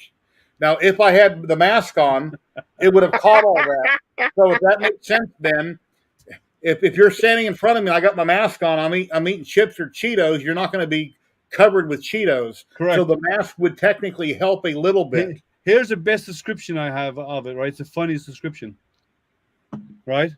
What about peeing your pants? Do you have your zipper down? You know that one? You heard that one? Yeah. Right. So basically, if you're not wearing pants and I'm not wearing pants and I pee, you're going to get wet when I pee, right? But if you're wearing pants and I'm not, you're going to get less wet, but you're still going to get a little bit wet, right? Yeah. But if we're both wearing pants, I get wet and you don't. Something is better than nothing. So. And so if I'm going, like if I go to the store, I wear a mask. If I'm outside my house, or walking up around the block, or walking the dog, I don't, because it's huge open space. But if I used to see people driving in their car by themselves wearing a mask. What the hell are you doing? Well, a lot of those people are people who forget to take them off. What? Could be. They wear a mask. Hey, hang on, guys. Christy has a question. You can ask it. They wear a mask when they go in the store, but they touch everything in the store. They leave the store. Do they wash their hands before they touch their face when they sneeze? Yes, I have disinfectant. I have the disinfectant in my car.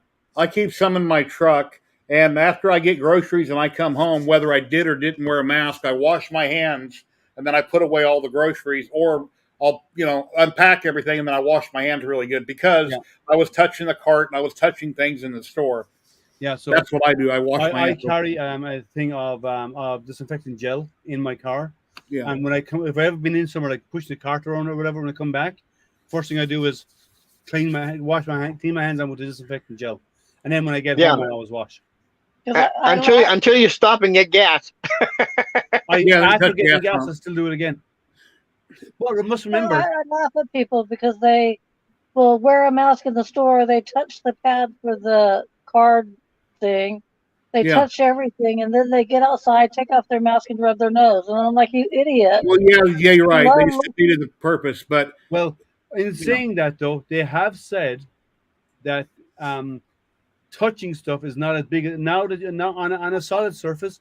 It's not as big as a deal as they once thought it was. It used supposedly it dies in like 2 hours or something. Yeah, it dies. It doesn't last there very long. So, so it's less of an issue.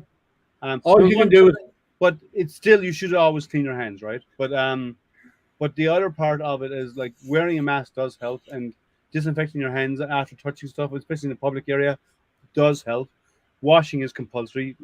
When we grew up, we were browbeaten to wash our hands all the time, right?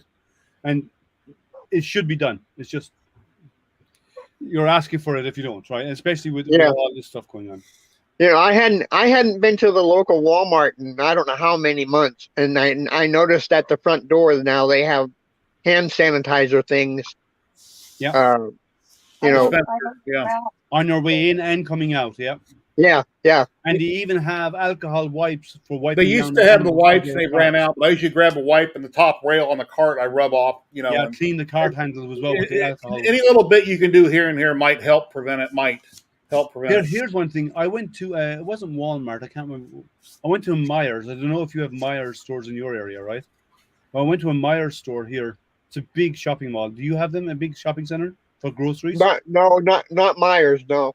Okay, well, is it owned by Michael? Who? Michael? Is it owned by Michael? No. Only on the 13th.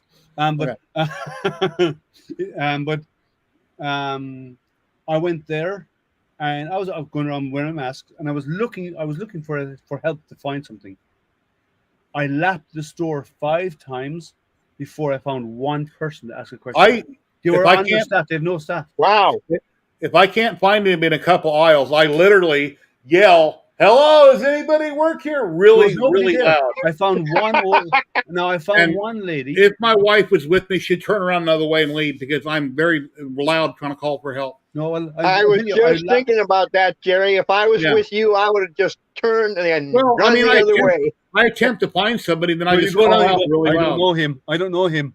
Yeah. No, that wouldn't work in Walmart. Oh, that's funny. 5 times I walked around the store, and eventually I found one lady, and the reason why I probably didn't see her earlier on, if she was there earlier on, was she was about 4 foot nothing. She was tiny. But one old elderly lady, and she was working there, and I went up to her and I was asked her the question, and she didn't know the answer, but she called somebody who helped her, right? Who told her where to find it. But I said, "Is there no staff here?" She says, "I know." She says, "We are so understaffed." She said, "We probably have about 30% of the staff that we need to run the store properly." Now, why do you think that is? Because Christy and I have been out a couple times just this past week, and like today we went to the Arby's to pick up some sandwiches, and we were going to go inside, but the dining room was closed, and they had a big sign on the door saying that the dining room was closed because they didn't have any staffing. People are not taking the jobs for it used to be because everybody was getting free unemployment on top of their unemployment. That used to be the reason. But talking about Arby's, I'm very pissed off. They got rid of the barbecue beef. They got rid of the potato cakes, but they do have good gyros. Their gyros are not exactly the same as a Greek gyro, but they're good. But I'm mad they got rid of the barbecue beef and the potato cakes here in Vegas. Yeah, but a lot of people everywhere.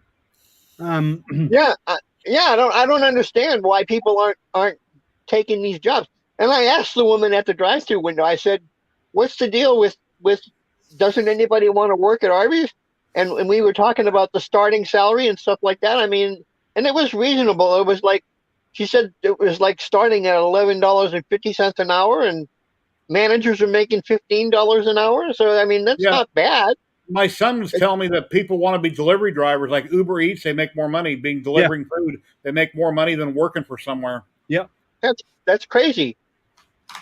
And it's unreal. I mean, every store you go into, they're all understaffed now. Every single one of them. I know some stores that start off beginners, people who've never worked in a store before, at 17 or 18 bucks an hour, and they still can't get staff. Wow. CNX Tech, what's going on? Well, yeah, but $17 or $18 an hour is not a bad starting price for someone who's no, not at all. Like, and that's the money they're offering, and that's good. Like, most single people are younger people who could get summer jobs or whatever, working in stores. I worked in a store stacking shelves as a kid, as for summer work.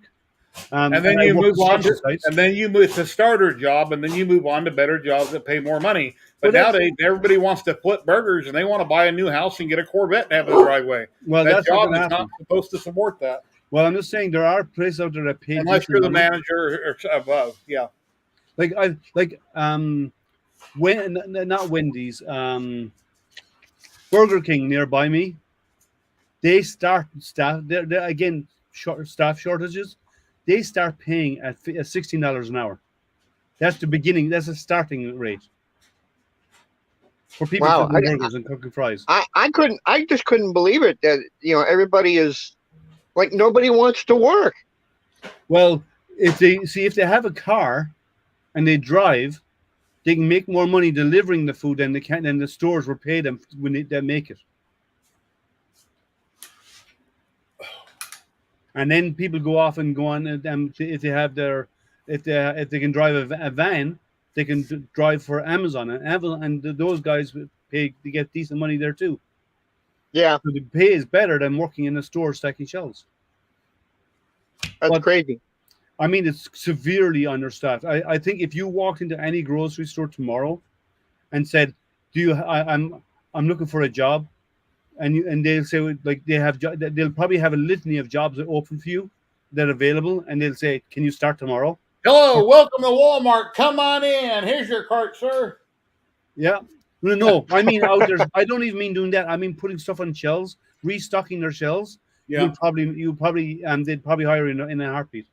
Younger people that can move faster than me right now, because I'm getting older. No, most of the stores are hiring older people because they can't get younger people. Well, they can't get young people, yeah. No, my philosophy ever since I was 15 and a half years old, I always gave 110% to whoever I worked for. And even the last day when I was getting laid off, I gave 110% until I was out the door and I was on my own. And a lot of people don't do that. They like, well, I'm only making this money, and they drag ass and don't care about work. Always give 110%, have some self-respect. Yeah, and I agree. I agree. But they just can't get them. So most of the staff place you see in grocery stores, stacking shelves and all this, are older people, pensioners. When I see my son's 33 now. When he was a teenager, he worked at Albertsons bagging groceries. And I went through a line and I seen him working. I would have fired him. He was too effing slow for me. It's like, come on. He acted like he didn't care. He was just going really slow, taking his time. I've always been the kind of person, I go 100 miles an hour, whatever I do. And, I just... This coming Friday, my son he's 15, so he can't get a job yet, right? He's not 16 yet. So he can't get a job yet. But this weekend, on Saturday, he has one full day's work at the sports place where he goes for swimming. They have a dome, an inflated dome that goes over their whole swimming pool, the whole swimming area. It's huge, right? And they take it down every summer, so it's open air swimming then in the summer, right? And they've offered the kids that swim there, the seniors, the older kids like him, to come to, if they want to earn some money, they'll be there for a whole day and they get $80 for a day's work. Mm-hmm. $10 an hour, right? $10 an hour, yeah. In 8 hours, right? I'm guessing they'll be there for 6 hours, but it's actually helping getting the canopies down. Like that big dome, they take it down over the space of 2 days, and then folding it up and getting it all stored and all this kind of stuff. And he's going to earn money doing it. And he put his hands up straight away. I want to do it. When I was building my property in Prump back in 2008, 2009, 2010, I hired my brother, one of his friends, and another carpenter from work for $10 an hour. When I needed help, that's what I hired my help for, to help me build, because I didn't make a lot of money in construction, but if it was a fair price to pay somebody $10 an hour. If I needed help around here, I'd pay somebody $10 an hour to help me. When I do side work, which I try not to do anymore, I charge $25 an hour. And, you know, I had a few people I've done work for. I really don't want to anymore. I don't, you know, my sister I do. And my sister, I've been charged $25 an hour. When my son hires me, I usually charge him $25 an hour. And people are like, well, why would you charge your son? Because he's a man and he can do it himself. And he wants daddy to the rescue. Dad's going to charge him because he could have been doing that himself. So most of the time I charge my son $25 an hour also. That's a fair rate. So, I mean, he makes really good money. And I'm his dad. Occasionally I don't charge him, not always, but most of the time. Depends what it is. That'd be the best way to put it. Depends what it is. But. Well, if you're gonna have somebody do something for you, you have to be I think you have to be willing to pay for it, right? And when I built that big spawn I done for my son, it's like 275%. He paid for the filament, and I, you know, printed it and finished it. I painted it, and I charged him X amount of dollars. It was reasonable, but I still charged him for the work, because, you know. Yeah, I have to remember that you're retired, so yeah, right. But yeah, I think that's perfectly fine. I don't think my dad never charged anyone in the family for stuff, but he often didn't do an awful lot. The one thing my dad, because being a carpenter, the one thing unique he did, and I was the one exception he didn't do it for, and the reason why is because I wasn't living in Ireland. He would design and build a one-off custom kitchen for you, and everyone every one of my brothers and sisters, when they bought their houses, because I never bought a house in Ireland, but when they bought their houses, that one thing he did was he tore out their kitchen, created a complete custom design, a one-off, and then built the whole kitchen for them from scratch.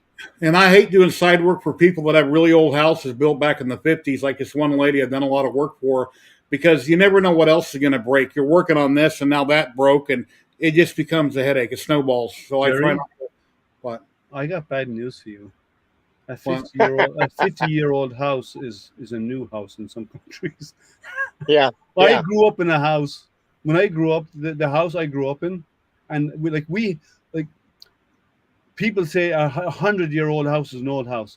Like, there's houses in Ireland that are 300 years old. Old wiring, old plumbing. A 100-year-old house is a new house. Well, in Vegas, the biggest problem is plumbing. You know, old wiring, old plumbing. You know, and something that old, it's corroding. Yeah, I would say plumbing is a problem. Yeah, hard to fix. Yeah, because you have to pull new wires and so on. But yeah, in a lot of areas, 50 years is not that old a house. Like the house I grew up in was probably 50 years old when I was growing up there, and that was that was deemed a newish development where we grew up. And now that house is 100 years old. Well, that house is gone now, because what happened was they bought out the whole block of houses, because right behind our house where I grew up is a rugby stadium, right? And they wanted to expand it and build it up into a bigger stadium. So they bought out all the houses right in front, right along one side of it where we lived, along our street, and so everybody sold and moved, and then they expanded the stadium out and took over that whole spot. But it would have been 100 years old.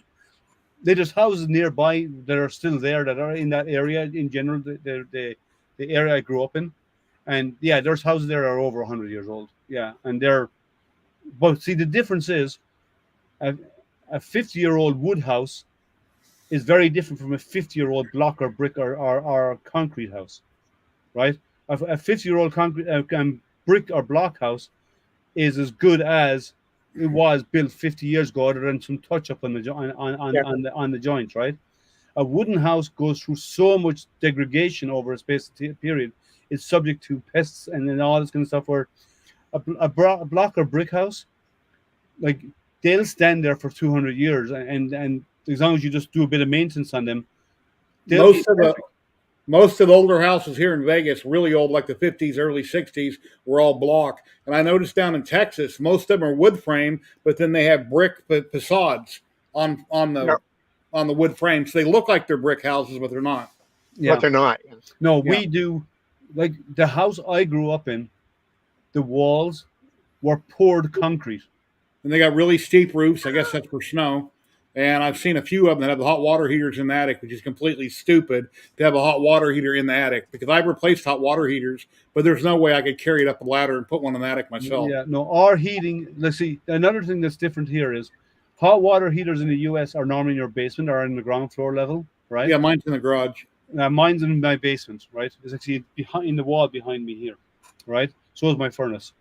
But in Ireland, what's common in Ireland is we use a central heat. We don't use forced air heating like you use here.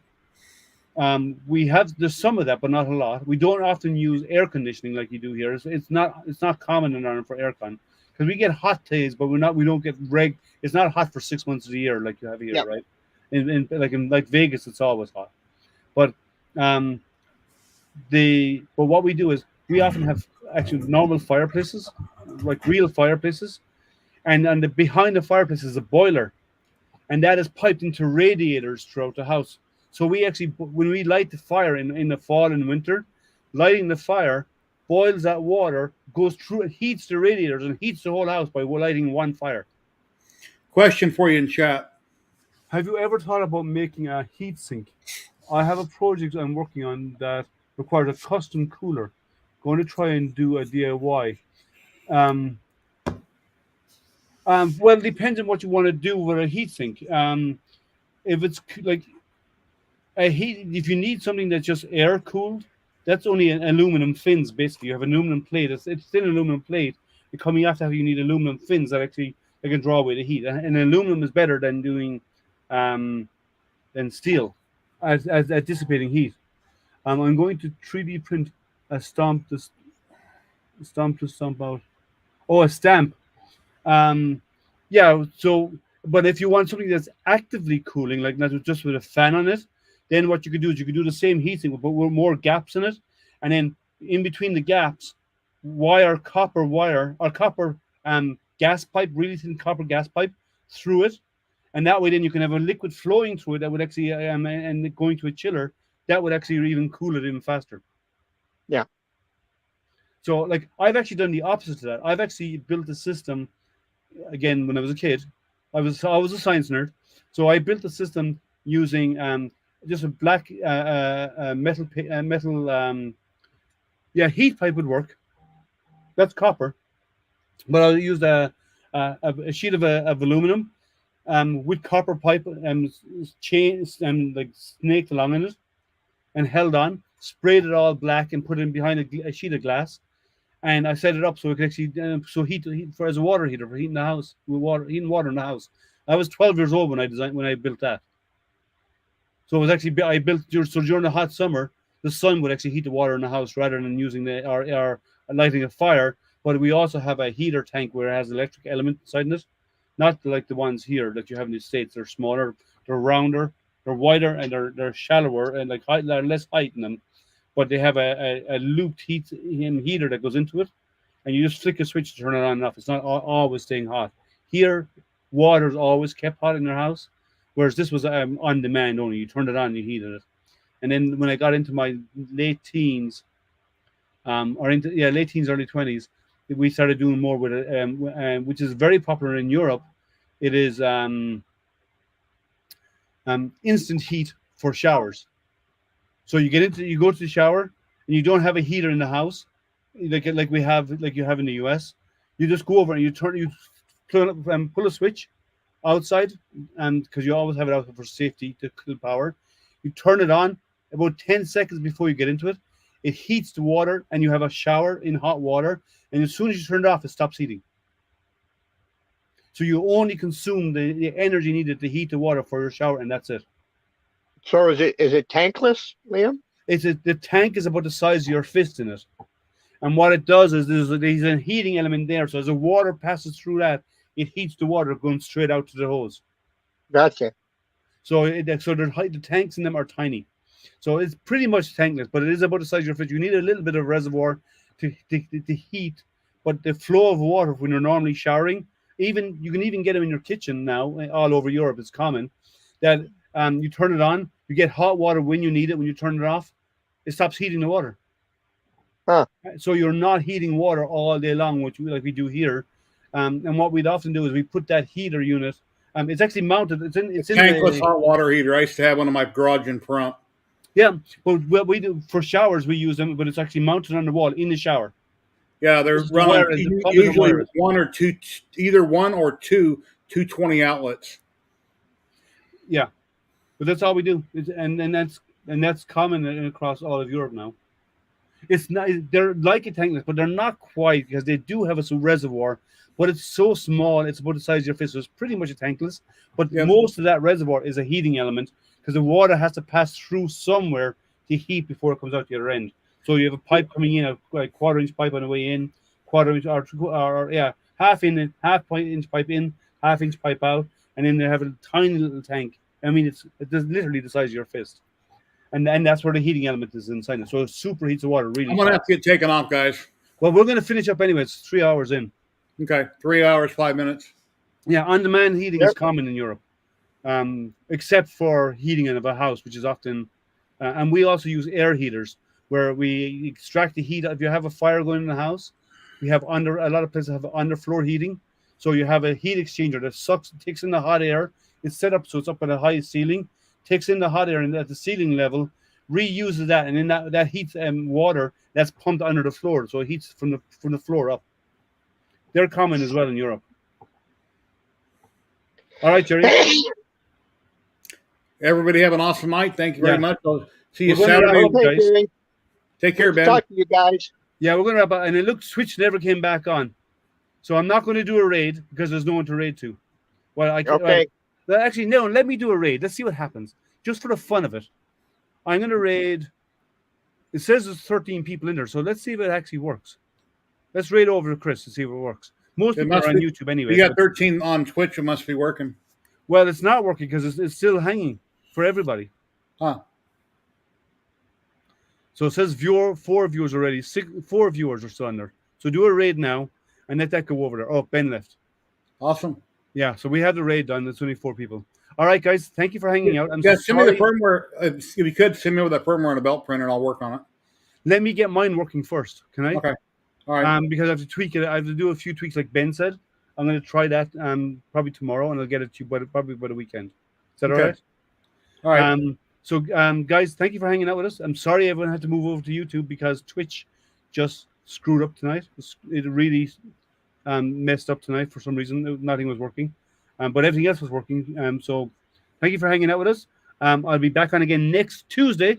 Don't forget on Jerry's stream Saturday afternoon, 1 p.m. Pacific. Jerry will be doing his hangout on Saturday afternoons, so don't forget that. And if you are on Twitch, and if Twitch ever gets their act together, I'll be coming on. It's being twitchy. Twitch is being twitchy. It is. Yeah, getting twitchy it is. All right, guys. Thank you again for hanging out with me, and have a good night. Later. And I'll see you. Take care, guys.